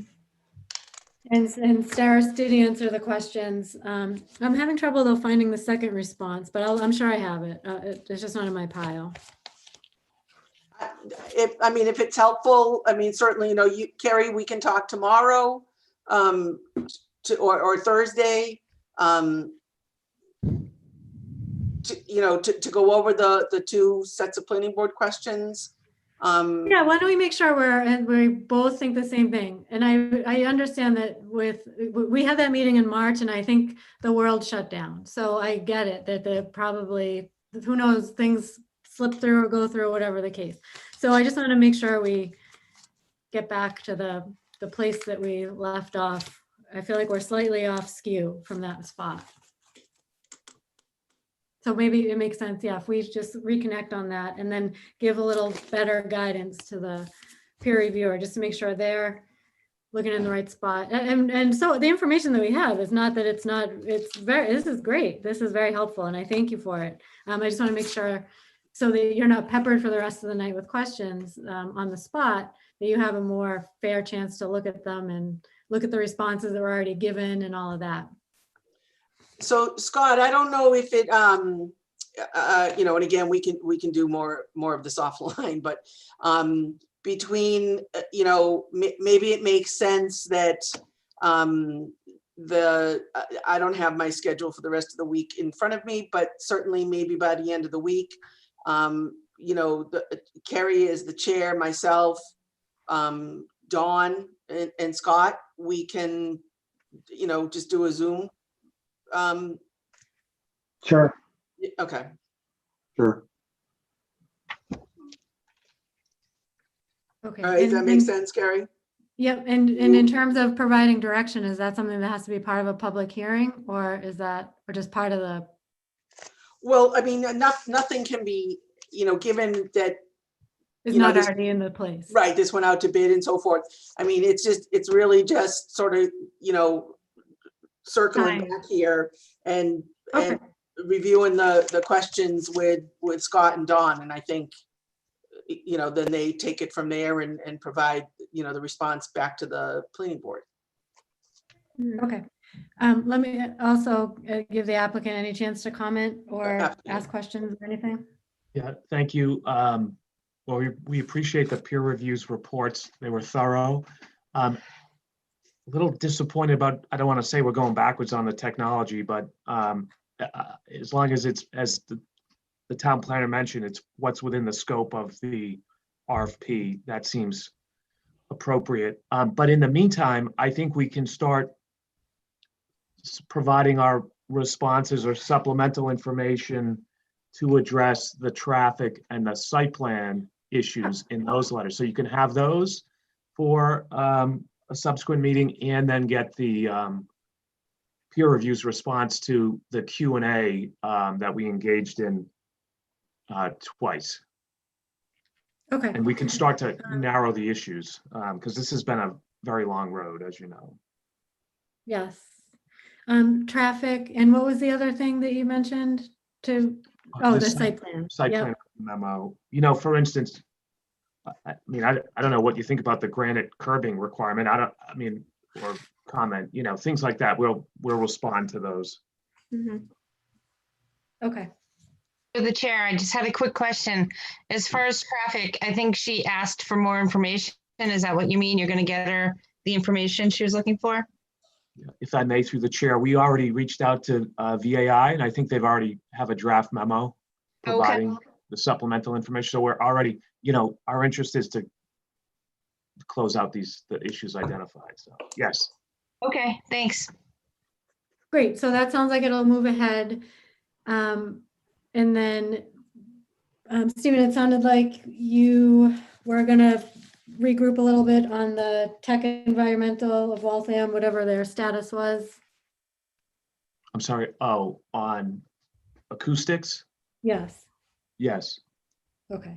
And yep. And the other question I think was just the lighting, any details of the lights, but there was already a photometric plan submitted. Yeah, the light details, light fixture details should not be a problem. Great. Perfect. Okay. So why don't we, any other comments or questions?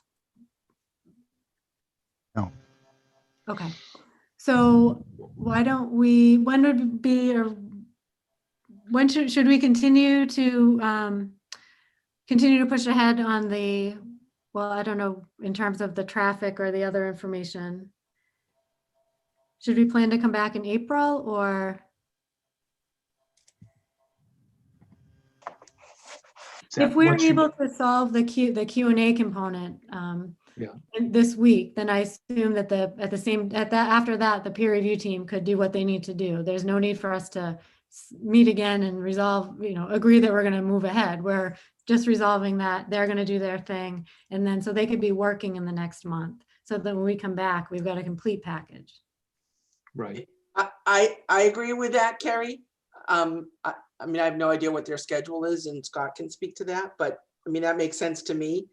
And Scott, that's does that make sense to you too? I mean, that's why I was thinking originally the April 6th meeting. Yeah.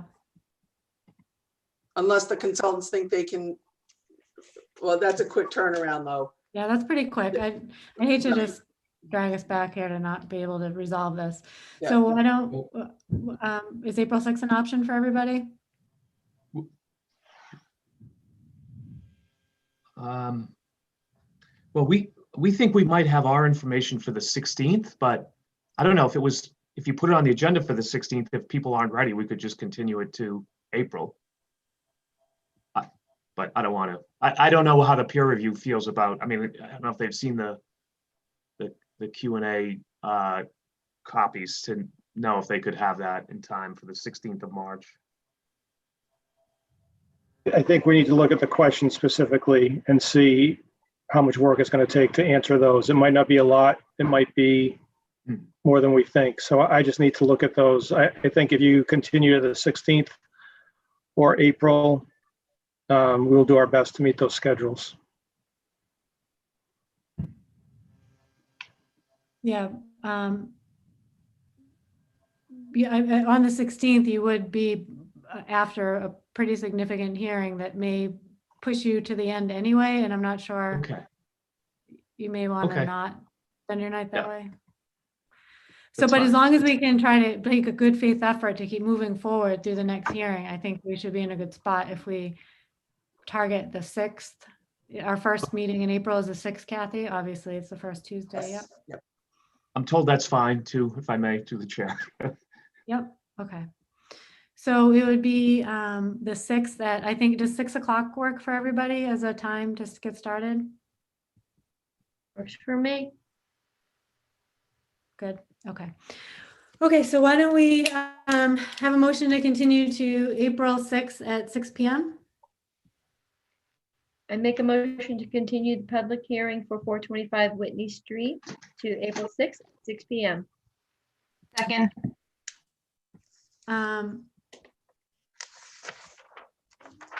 Motion's been made and seconded. Any further discussion?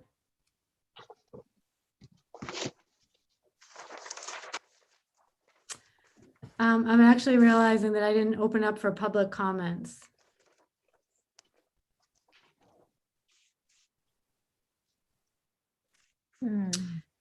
So what, I'm sorry? we didn't vote to close, so can you open it out?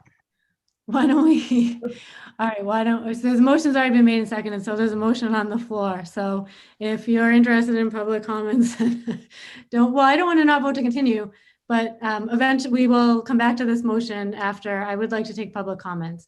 So why don't we, Kathy, if we vote not to continue, can we then vote after public comments to continue? Even, can we Yes, yeah, it's a little blip. You can just do, public comments now. And then whenever you want to finish public comments, then vote to continue. Okay, great. Sorry about that, everybody. Are there any public comments? This is a public hearing and the public is welcome to comment at this time. I see one hand in the audience. I'm gonna allow you to talk. Whoops, did I do the right one? It just moved up here.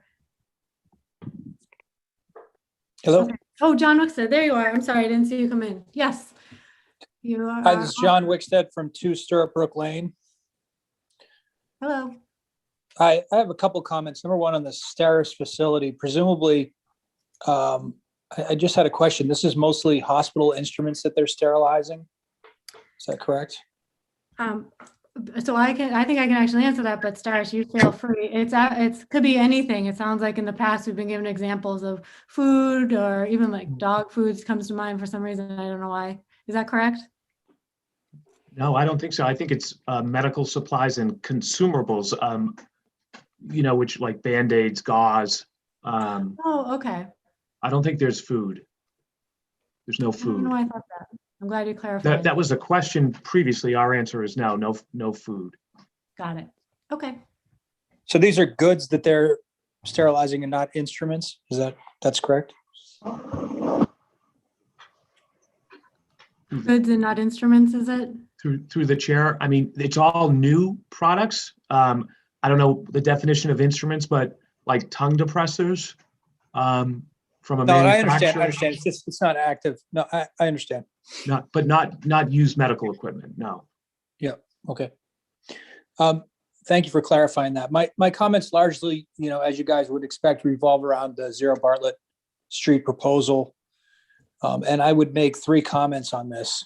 We have heard from Mr. Donahue and the Gutierrez Company on multiple occasions, and yet we still have no clarification as to what their subdivision plan is actually about. And they have yet to clarify for us whether this is about the street or whether they're also trying to slide in, double density development in this already stressed area. And, this is intentional on their part. And I find it, really discouraging that despite multiple questions from the public and from board members about what they're actually trying to achieve with their subdivision, they refuse to answer that. I would say also, number 2, we have never resolved to anyone's satisfaction the environmental issues that continue to exist on this land. Carrie, are we talking about Steris or are we talking about Bartlett Street? Yeah, so I'm sorry, John, I thought this was the first public comment that we had. I'm sorry, I thought. That's that it okay. was That's no public problem. comment. So we're just within the Stars hearing, but just because I know you look like you waited for a long time to ask, I'm just going to give you the courtesy of finishing your point, and then if anyone has questions about Steris, we'll just focus on that after. Oh, that's okay. You guys are doing good work on behalf of the town, and if it's about Steris, it's about Steris. Thank you very much. Okay, no problem. Okay, any other comments related to Steris? Okay.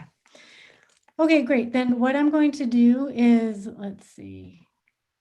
Why don't we go back then? It doesn't, Scott, that's just your hand up. Okay. Did you have something to say, Scott? Your hand is just up. I'd raised it before, so I think it's it's just lingering. Okay, no problem. I just wanted to make sure that you aren't stuck there. Okay, so then what I'm going to do is we have a motion on the table to continue the hearing to April 6th at 6 p.m. So if that motion has been made, seconded, and there's no further discussion, I will take a roll call vote. Let's see, Millie? Yes, aye. Amy? Aye. Anthony? Aye. Michelle? Aye. And Carrie's an aye. So we will see you on April 6th at 6 p.m. Okay, thank you. We'll start to provide our answers to the peer review letters. And before we end, I just want to say I'm glad to see the town engineer and town planner back at their posts. I think they weren't at the prior meeting, so I'm glad they're both back at it. Thank you. Okay, great. Thanks so much. Thank you. Okay, next on our agenda.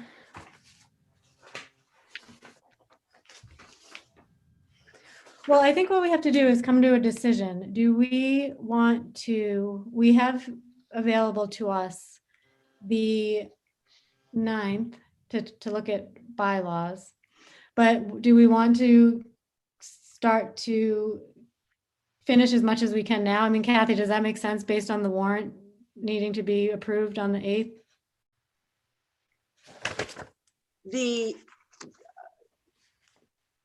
To do the zoning now, is that? Should we get as far as we can, or? What, yeah, I was thinking we could do it one of two ways, Carrie, with the, I mean, if that does the board, well, does the board want to go through, you know, every one of the articles, or, you know, are there certain articles that, that I'm anticipating that people are all set with, and, you know, you can just, you know, go check tonight. And then what or what I specifically wanted to get direction on was the non-conforming information that town council sent out. And as far as specifically what language do you want to add? I mean, that spot has been reserved for the non-conforming change, the changes that you, excuse me, there's a specific article that's a spot that's been reserved for whatever it is that you want to do with that non-conforming language. And then the second thing that I want to talk to you about tonight is the craft, you know, brew and winery and distillery, which is a little bit more complicated than I think everyone might have assumed. So I have some questions and comments on that. So, you know, if you want to, what time is it? 9 o'clock. If you want to kind of maybe just, you know, the warrant closes on the 8th on Monday night.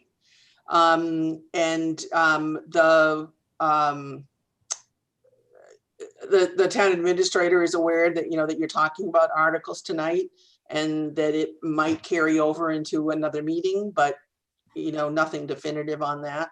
So personally, I'd like to get to non-conforming and craft brewery, and get those out of the way, and then go back to the rest of the articles. But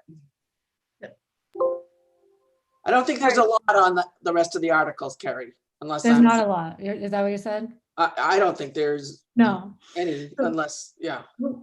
So I think that I just want to make sure that, so before we had actually finalized almost, I think I sent a batch over of the ones that we did, like a quick straw poll And we had, I had sent over to you the ones that the board kind of said, okay, we're good with these. Now we just have these left.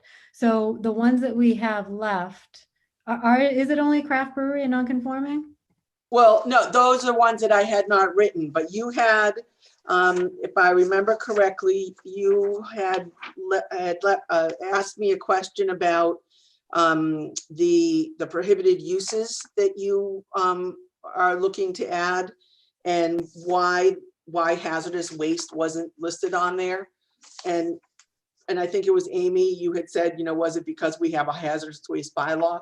And that was my reason for leaving it off, because you've got a bylaw that's now not so much encouraging a hazard waste facility, but you have a bylaw now that is providing for if someone that was a hazardous waste facility, where they can locate in town.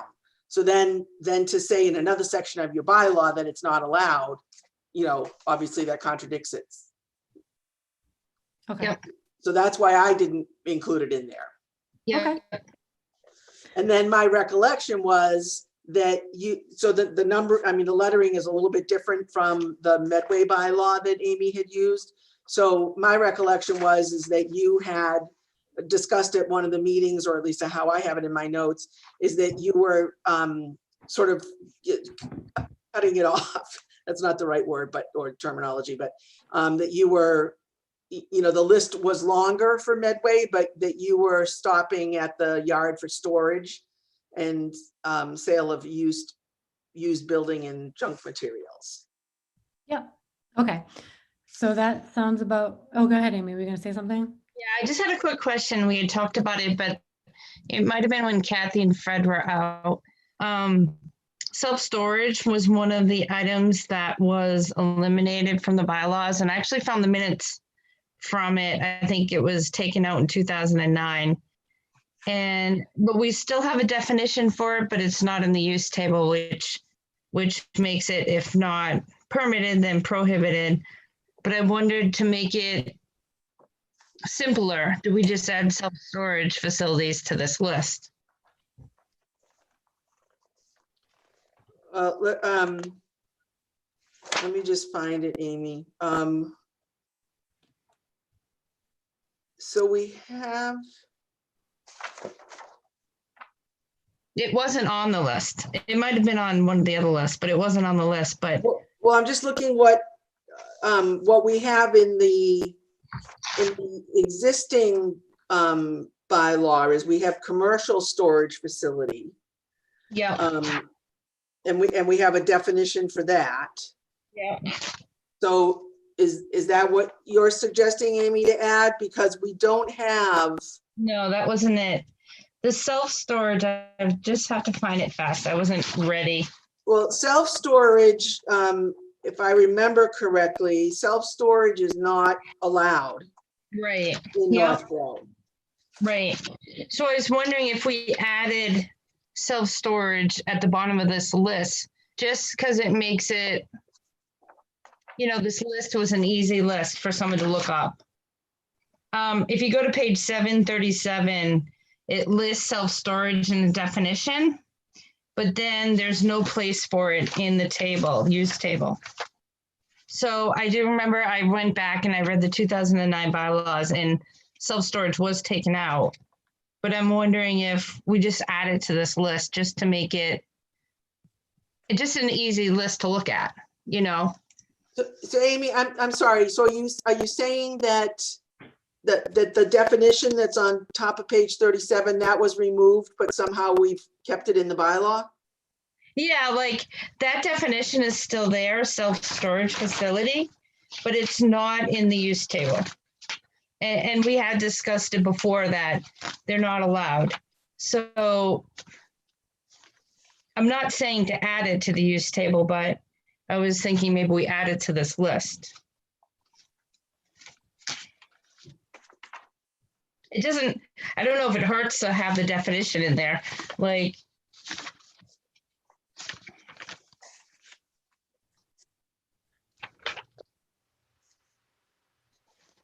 Well, if you're gonna, this is my opinion, if you're gonna add it to the list of prohibited uses, Mhm. not a bad idea to leave that definition in there. Right, yeah, and that's fine. I just thought, so there's no questions, we would just add it to this list at the bottom, the self-storage facilities. I don't have a problem with that. Does anybody have a problem with that? Okay. All right, and then other than that, there was just a minor little extra G in there that we took out.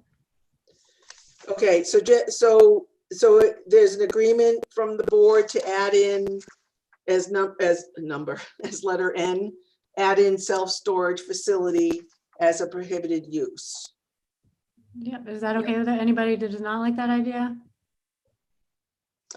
And then what do I have? What are you saying, Carrie? I have a extra G? Yes, Millie just found this. Is this what you're looking at, Kathy? The same document? It was just within. We just crossed out the G. Oh, I did not catch that. Thank you. I think Millie caught that with her eagle eyes. Okay, so that's okay with everyone? Yep, so these are the ones we already went through. I think you may have not been at this meeting, so it's actually helpful to just go through then. So we went through this and that's what we found for that one. Then we went through this is the contractor's yard. So Amy sent you the updated definition that we agreed to at the last board meeting for this one. Yeah, and then the material that I sent around, I mean, that I sent to everyone is corrected. Yep. Okay. Then we looked at the use table. So this was, we didn't have anything here. We said this looked good. Yeah. Accessory. Wholesale trade. Oh, okay. I just have them in a different order. That's okay. Oh, sorry. Okay, but this is, that was accessory. Yep. And then we have commercial storage facility. This one was okay. Yeah. And then what you don't have and what you're scrolling through, Carrie, is, because that's the older version, we added, you told me, I mean, you instructed me to add in the wholesale trade. So that's now in as its own separate article. To right now, wholesale trade is allowed as a special permit from the zoning board in the business west and the business south. And you, I guess you all agreed that to change that to a prohibited use in business west and business south. And then in the highway business and industrial, right now, wholesale trade is allowed by right. And in highway business, you wanted to change it to zoning board. And then in industrial, you wanted to change it to planning board. Okay. So then Amy had sent that. Okay. Yeah. So hold on, let me share the right one. I'm sorry, I realized that maybe I wasn't sharing the right one. Can everybody see this now? And it says wholesale trade? Yep, so this looks like what you're looking at too, Kathy? Right, yes. So that's what Amy had sent me as part, you had sent me those changes, Carrie, and then Amy added this and I think the contractor yard correction, Amy. Yep. Okay. So does this, So does this one look good? So this one we're actually looking at, does this look good to everybody? This one here? Any comments on this one?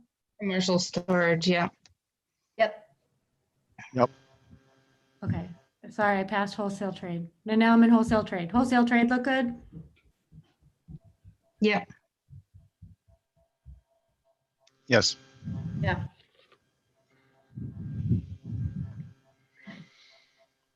Okay, groundwater with the 2-family dwelling unit. This one I think we thought looked okay. Yeah. This is the one, groundwater. This is how we ended at our last planning board meeting. So I did attend the groundwater meeting. Amy's obviously a groundwater committee member, just to hear some feedback there. And I think the final note from Jason, the chair, was that members would be, if they had feedback, that they would provide it separately. Amy, is that what you understood to be the final note on that? Or Freddie? Yeah, he said to attend the public hearing. So if they had any further, there was no definitive answer, but that Jason had told members if there would be a public hearing, and if they had any feedback, they could certainly come and provide that. And then Carrie, if you want to go back to the very first, hopefully it's on page 1. This is an article that, this one. Oh, yeah, okay. This is an article that it's a zoning article, so you know are responsible for, you know, it'll be part of the public hearing notice. But this is an article that the building inspector and town council had been working on. And it has to do with, I mean, we have an existing bylaw about it labeled as non-criminal disposition. But there was something about the way that it was written, and I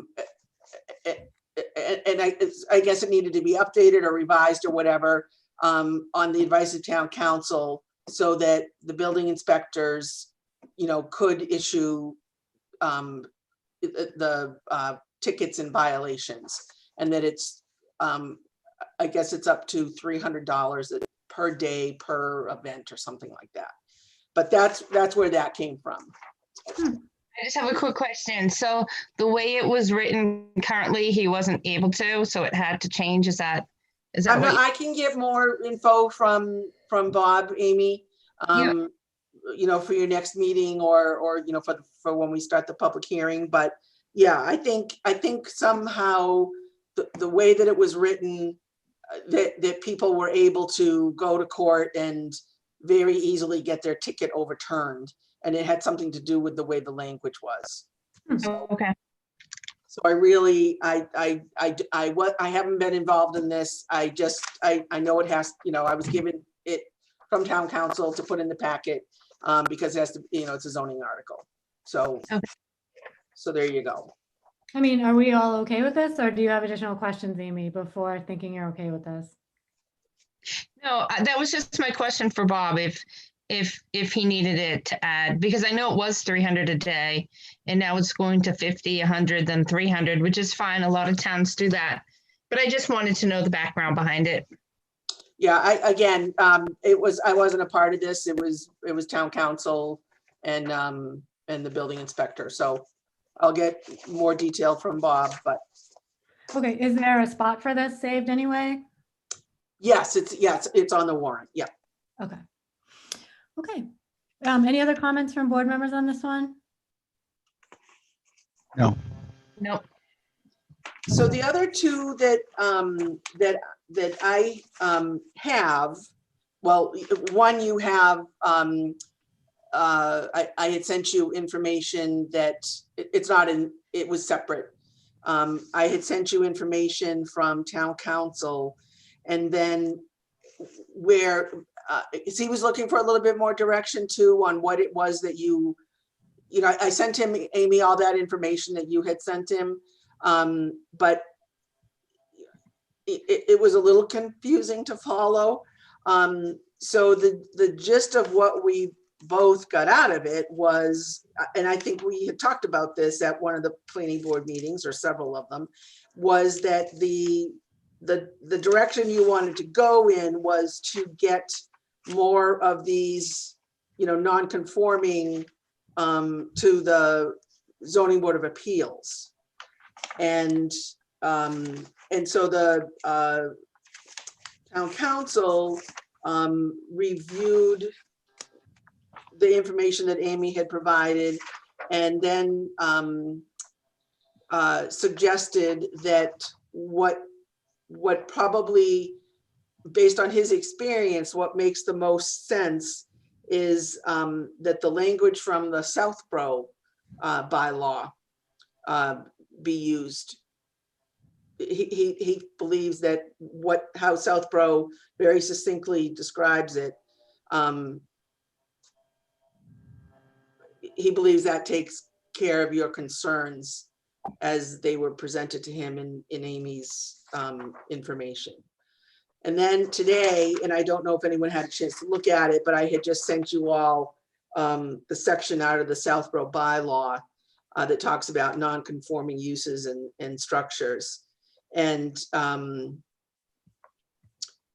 so I can, if people hadn't had a chance to look at that, if you want me just to read you what, Southborough has, or if you know, I don't know how you want to handle that tonight.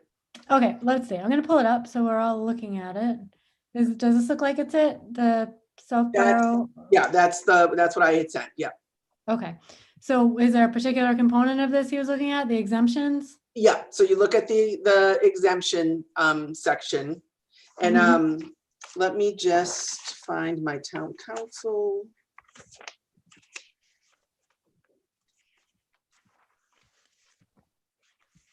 To me, it was kind of confusing. I didn't figure out what we were doing. Well, that's our point exactly, Amy, is that Dave Janeski and I couldn't really figure out, based on the information that you had provided to him, what it is that you want to do, other than my notes that talk about wanting to make it more restrictive or strict, more strict. And see, I didn't have a lot of time to look at it because I thought we had Bartlett and West Street and Sterris tonight. So I was focusing on those. I didn't have time to look at the non-conforming, and then it did come in later. I started looking at it later today when we got the other information, and I didn't look at it long enough to have a good feel for if it's really solving. Like, I hate to make a rash decision tonight. Like, it is such a big bylaw. I don't want to make a quick decision and then look at it again in a month and say, well, that's not really fixing anything, or that did the opposite, or even Yeah, when I looked, I wasn't sure. Time to look at it either. Yeah. Okay, so just so I'm clear on what part, so is he proposing this from the red portion down? right, so his whole, what I provided you of what Dave wrote was, again, because it wasn't clear to either one of us where the board wanted to go with this, he was hesitant to write a bylaw because he hasn't been part of your discussions, and I relayed to him what, again, I didn't have a lot of information to go on. And Amy, I know you provided a lot of pages, but it was, right. So it was it was not easy to write a bylaw. So therefore we couldn't write a bylaw. So what Dave did is he is making suggestions that the board might want to consider. So you can, right now, the bylaw reads, similar. Let me just get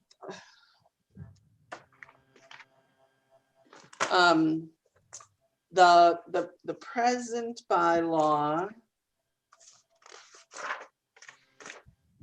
reads that is similar or less detrimental. Well, right there, A. I mean, that's what you've got. So similar or less detrimental use. That's the big, that's the sort of like the money numbers right there. So he's suggesting that you could either change it to what he's written right here, that's on the bottom of page 2, or, scrolling further, that's another option. Oh, sorry, I was reading. Here we go. Or this option 2. Right. And this option 2 is, I am pretty sure this is the one that's right out of Southborough, but nope, it's slightly different than the Southborough one. So that's, those are, if we interpreted what you wanted correctly, these are 2 options. A third option is what the Southborough bylaw says, as an example. you know, I have a spot reserved on the warrant. And I just need direction as to what it is that you are specifically after here. Is there any way, I know you're saying Monday they're meeting? They're closing the warrant on Monday. We had talked about maybe having we got an email maybe meeting, but it's Tuesday on the 9th. I was just wondering if we could just meet for an hour someday just to discuss it, because I hate to do it on the fly without having time to read the 3 of them. It's a lot to process. That is, Carrie and I had originally talked about, you know, trying to find another meeting date prior to the 8th, and it just, I mean, it wasn't possible just between our 2 schedules. So we came up with the closest that we could get was the 9th. And so I do have a webinar license reserved for you at 6 o'clock if you did want to meet on the 9th. But that's entirely up to the board. And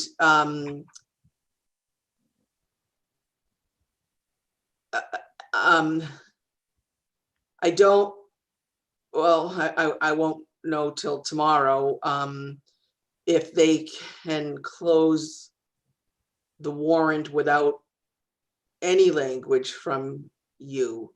So it might be that we need, that I need to supply, you know, say this option right now that Carrie's got up. I could put that into the, I could provide that to the town administrator for them to put on the warrant on the 8th, but they already know, I mean, I spoke to them today, to the office today. They already know that there's a possibility that you might be meeting on the 9th to clarify your language on 1 or 2 articles, this being one of them. Does that mean we'd have to amend it on town meeting floor, or they amend it before? No, you would be doing it on it's not going to get printed on Monday. It just closes on Monday. So anyone looking at that warrant, you know, I mean, the warrant for the selectmen's meeting needs to know what, you know, each article is, you know, that there's basic language there. So I would have to provide some basic language if you want to include this for the 2021 town meeting. But they are aware that you may be meeting on Tuesday to fix the language for this. So, all right, it looks like our choice, this is the original. I just want to make sure I'm looking at the right thing. The original is here. This is what we have now. Correct. Okay. No. This is his option A he's proposing. Yes, that's one. Well, it's not that it's option A. It's just it's the section A. Oh, yes. But I mean, his That's one option, one Yep. option, and this is a second option. Correct. Okay, and the third option is to Southborough be very bylaw. similar to Southborough. Okay, at first glance, this one looks more confusing to me to read. I don't know if anyone else has that thought or not, or if Amy, this is something that you think is actually needed to specify. I know you want time to look at it, but just as a general like gut reaction, is there a direction that you at first glance have any thoughts on? Actually confused me because I didn't know it was part A. There were 2 choices, so I wasn't sure what that was, but that was more confusing to me.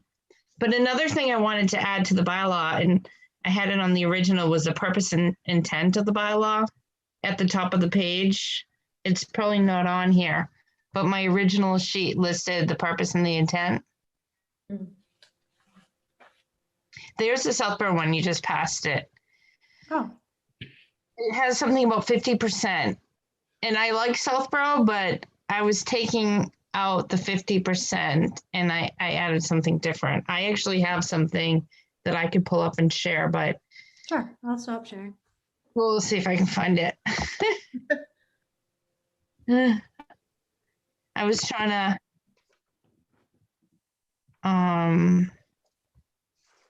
just want to say, I was trying to go through it fast today. Of course, now I'm on the spot. I'm not gonna find it. While you're looking, is it just this one and craft breweries, Kathy, that's our outstanding? Yes, that I have, yes. And those, and they both again have a reserved spot. Do you want me to jump into craft brewery? That might be a quicker conversation. Yep. Yep. Okay, craft, it's a little more complicated than, it's fun to be looking at all of these bylaws, but there are many angles that the town could take, and I don't feel that the board has had an adequate discussion because you haven't had enough information. You know, you were given a couple examples that, you know, Amy, you know, pulled from other towns, and that's absolutely, you know, one of the ways you can start looking at how, you know, how do you want to write a bylaw. But several of the towns that I have communicated with and reviewed their bylaws are, you know, specifically are looking at it as a use that they want in their downtown. You know, they're trying to add it as a you know, something in the village, something that's walkable. You know, people. Not that you can walk around with an open container in Massachusetts, but, you know, just something to do in the downtown. So to add a craft brewery, distillery, winery. Some towns have just focused on a brewery.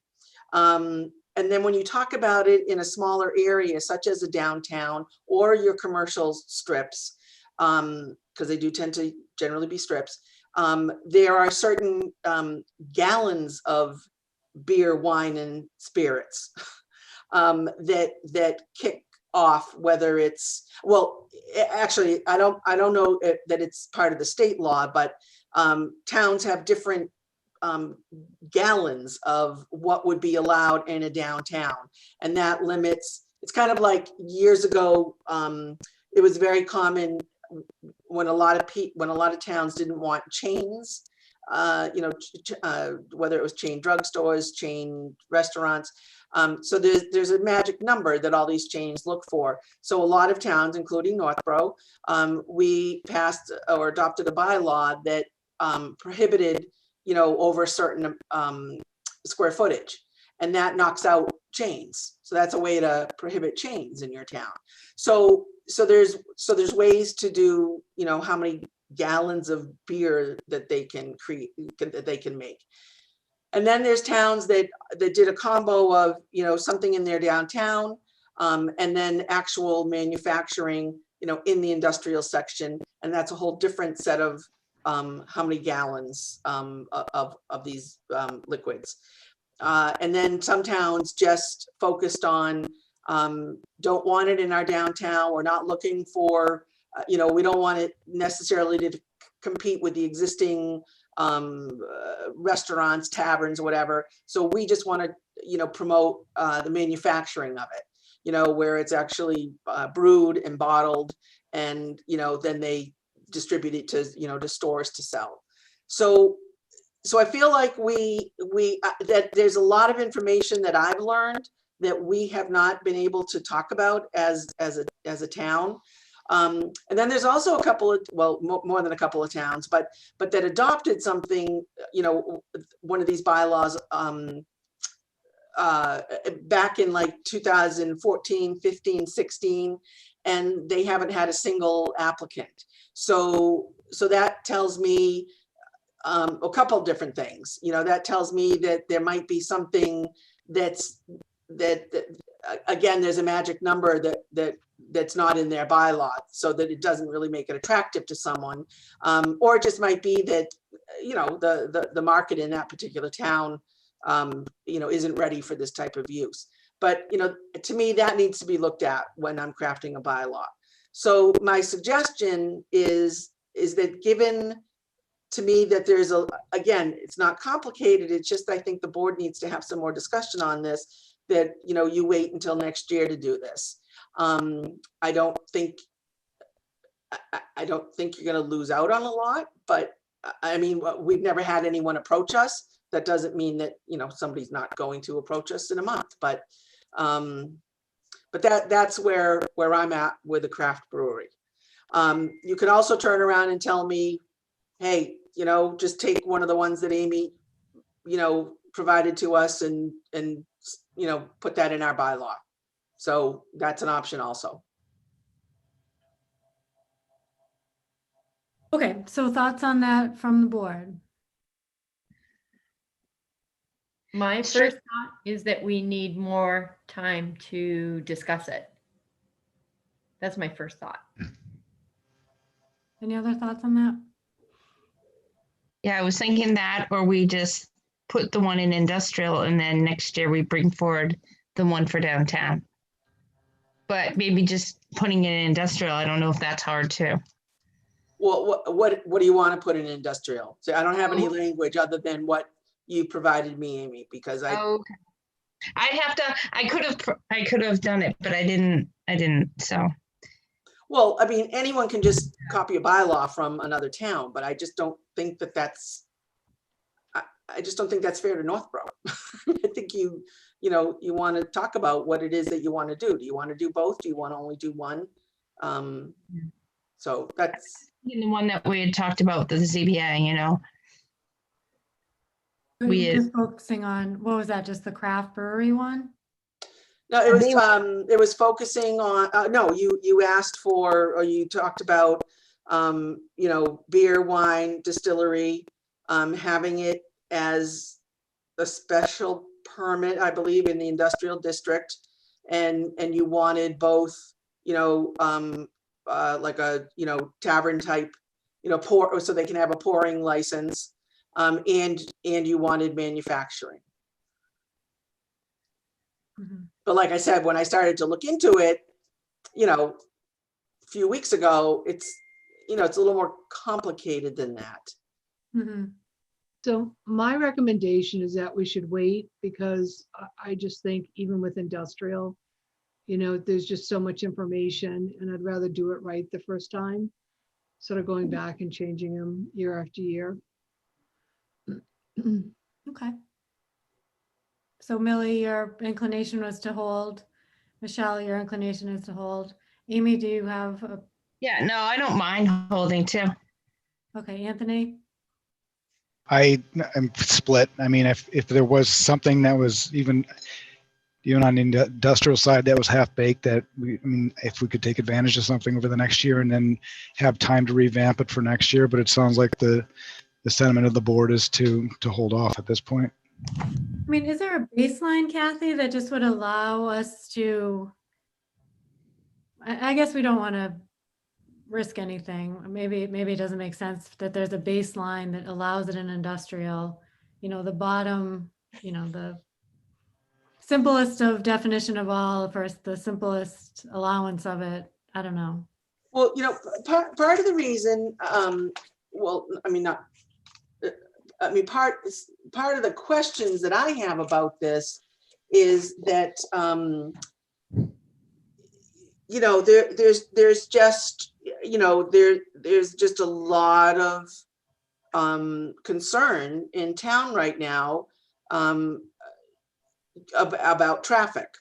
So, you know, when we go to, you know, maybe Treehouse in Charlton is an extreme, but, you know, I don't have answers about, you know, the volume of traffic that Treehouse has created and the state having to get involved with, you know, changing traffic patterns on Route 20. And, you know, that's a lot of data that probably you should have before we propose a bylaw like this, because I think at your public hearing, you know, there's going to be a lot of questions from people that, you know, great, you want to put this in the industrial district and, you know, it sounds a lot more fun than a warehouse, but, you know, what's the traffic impact to my neighborhood? I can't answer that question. I don't know. Yeah. Maybe it's not significant, but I don't know. So I'm just saying, going into this, you know, again, there's, you know, towns have had, you know, various towns have various definitions. So I don't think it's going to be a heavy lift, you know, doing it for next year. It's not like the solar bylaw or the hazardous waste bylaw that's pages and pages.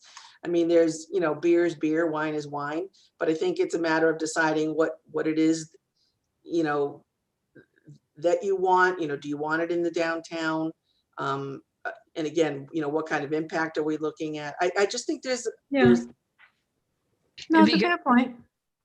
It would be great if we had a fall special town meeting. I know what the answer to that is, but we could do the non-conforming and the breweries. And I actually was thinking, and I had it written down before the consultant said it, how we can add dark skies into our bylaw too, because for every applicant now, we're always saying dark skies, dark skies. We might as well just add it into the bylaw, so then it's there. Yeah, let's wait a couple months for that discussion. Let's finish 2021. All right, so it sounds like overall it may make sense to wait so we can get that information. As part of our public hearing, assuming we get a lot of participation, I wonder if it's worth reserving time at the end to just float by a couple of things we've been thinking about. Like we had talked about a craft brewery, but we didn't put through for this year. Any thoughts from the public on next year? Or I don't know, maybe it's a waste of time, but where is that spot to ask people, Sure. might I be mean, helpful. I can count on one hand how many people we've had at these public. I know they're not super popular, so maybe it'll just be us talking about it. That said, whoever's there is captive, and you might, start the conversation. But all right, so it sounds like, just to end this craft brewery, we're going to do it for next year, right? Is that? I think that sounds to be the consensus. Okay. I think so. Okay. So then, what do you want to do back on the non-conforming? Like I said, this is what I propose. This is what I think you can do. Not that I want to add another meeting for all of us, but we meet next Tuesday. For tomorrow's purposes, or it's usually Wednesday that we have to get the information to the town administrator for the selectmen's packages. So pick one of these proposals, so that there is, because I have to give them language to go along with my reserve spot. So I put that language in there, and then they know full well that you are meeting on Tuesday, and you come up with language on Tuesday. Okay, Amy, did you find that document you were looking for? Yep, I did. Now I'm gonna find it. It's weird. When I go to share screen, I say a million other things. I thought I closed all my windows except for that one. Is that it? No.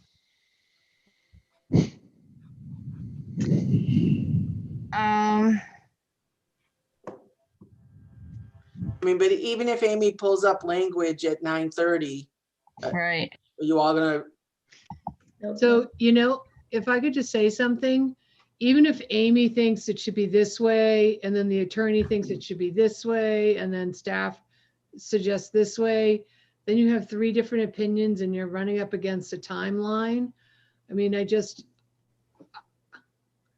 I've been on this board for so many years. I just feel like, that this is not the right way to do it when you're on a tight timeline. I just feel like I wouldn't vote on something tonight. I'd have to see all 3. No, I think we're coming back, Michelle, on Tuesday, we're gonna, Okay. we have a quick meeting. This is just to put language in as place, that's my understanding. Am I understanding right? If this is placeholder text that Kathy needs? Yeah, that has to be, provided to the town administrator and the selectmen this week. I mean, I need this tonight. Okay, but this isn't final. This is just placeholder. And then on Tuesday, we actually. You have to finalize. We Yeah. finalize. So does that make it a situation a little different from what you've understood, Michelle, or you don't like that either? No. I mean, so we have legal counsel, what they're recommending. Amy's going to suggest what she's going to recommend. And then I'm assuming Kathy or Fred, are you agreeing with town council, or is there anyone else have any other recommendations?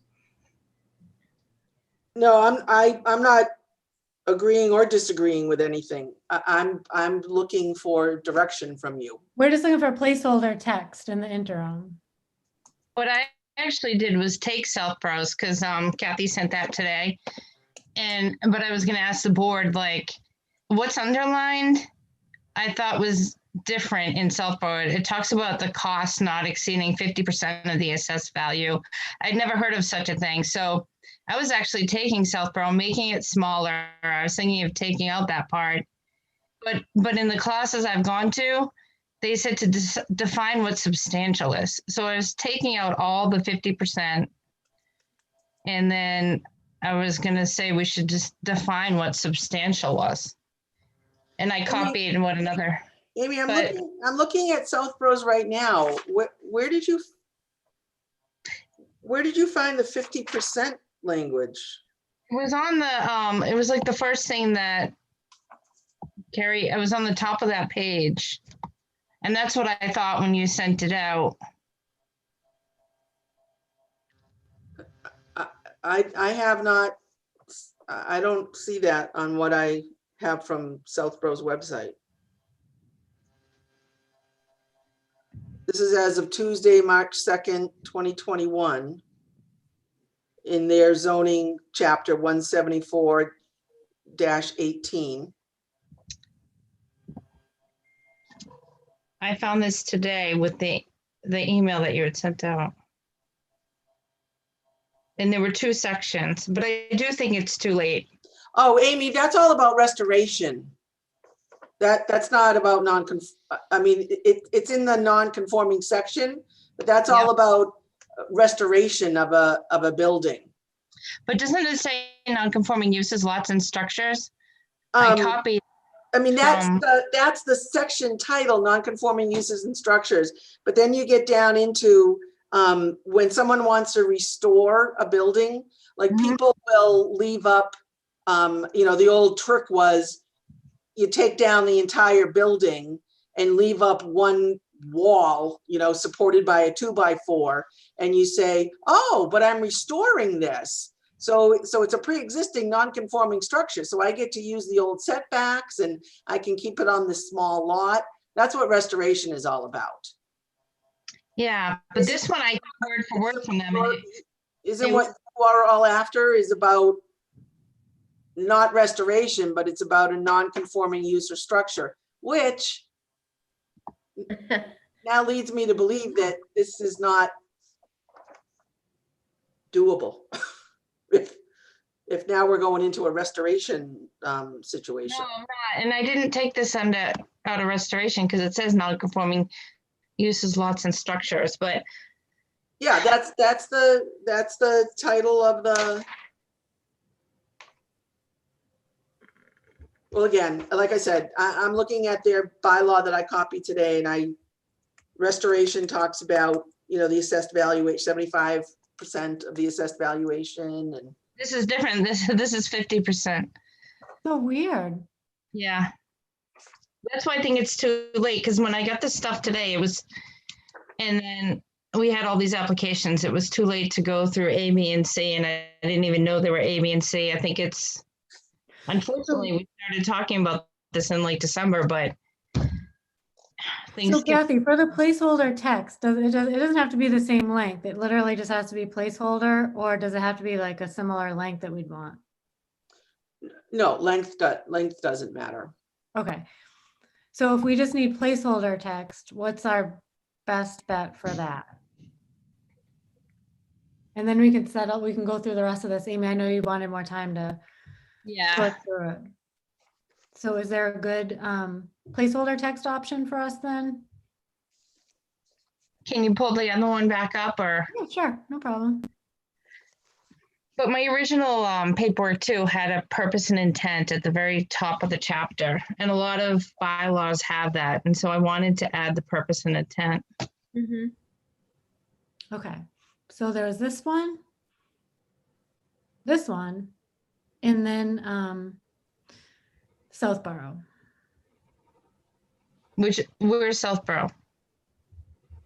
It's not there, is that? Oh, I'm sorry. No, is it up top? I'm sorry. Oh, here's the 50% right here. Right, I copied it from there. What is this? I'm just not understanding what I took out of there. I know, it doesn't make any sense. Oh, maybe it's another section that I did not copy to send you. You know, Yeah, that, at the non-conforming, it links to like 3 different sections. When you link on the criteria, it goes back to a criteria section that has yeah, I've got sections 18 and 19. And this looks like it's section 9E. So there it is. But That's when I didn't send out 9E. Well, do we want to put this as placeholder? Or no? I was thinking that, but I didn't want to put all the 50% of the assessed value. Like, that's what I want to talk about with the board. That seems very detailed. Like, I actually just want to have a definition for substantially more detrimental. Like, a lot of towns add a little footnote at the bottom, what substantially stands for, because it's so subjective. They said to have a little paragraph of criteria for substantial. Well, Okay. I think we just use one of those as a placeholder and then can really look over it, because I haven't looked over it at all. Yeah. So it's not a final decision. I was just wondering if we use that 50% one, if the selectmen will see it and be like, well, that seems a little crazy, 50% of the assessed value. It seems complicated, but I like the top part of it.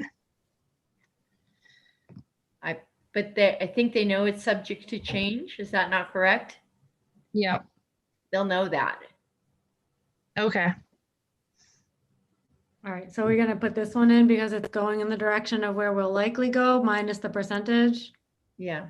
Does that sound okay? Yeah. Yeah, but the question about it is, wasn't this what the attorney recommended with the percentage? Or no? He recommended 3 different things. Okay.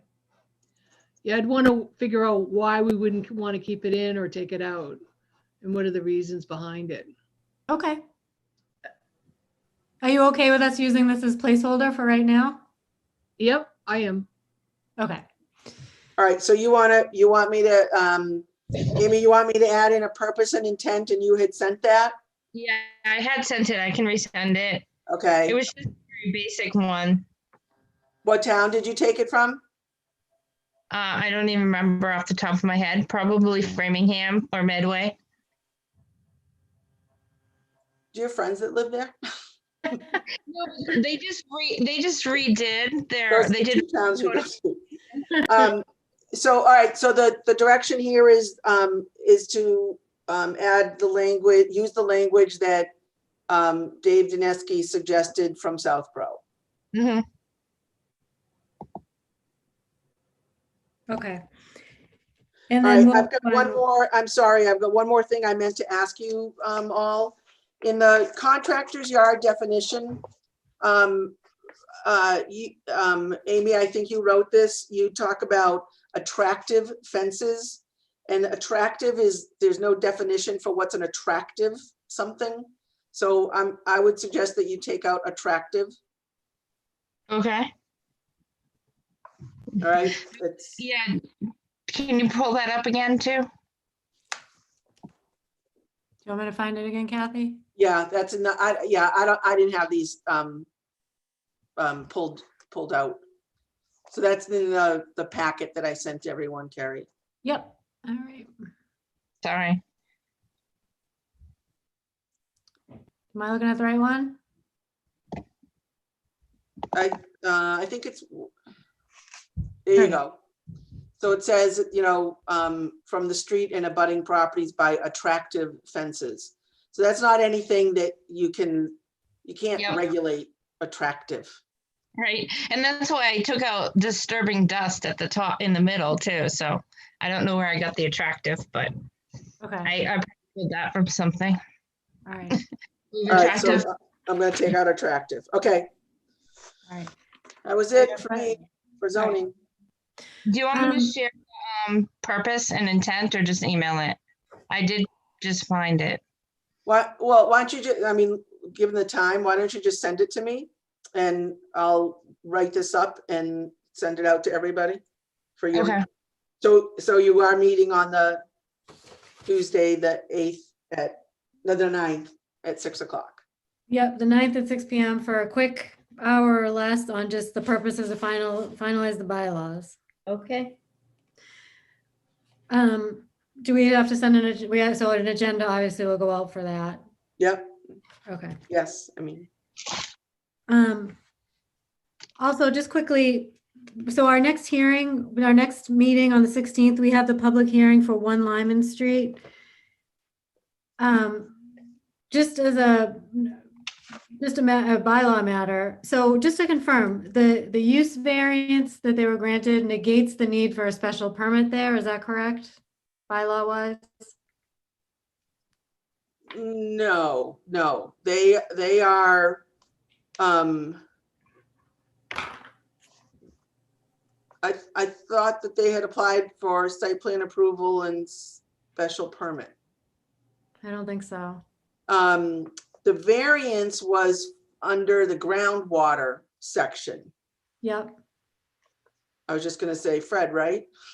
Fred ran away. He doesn't want to answer the question.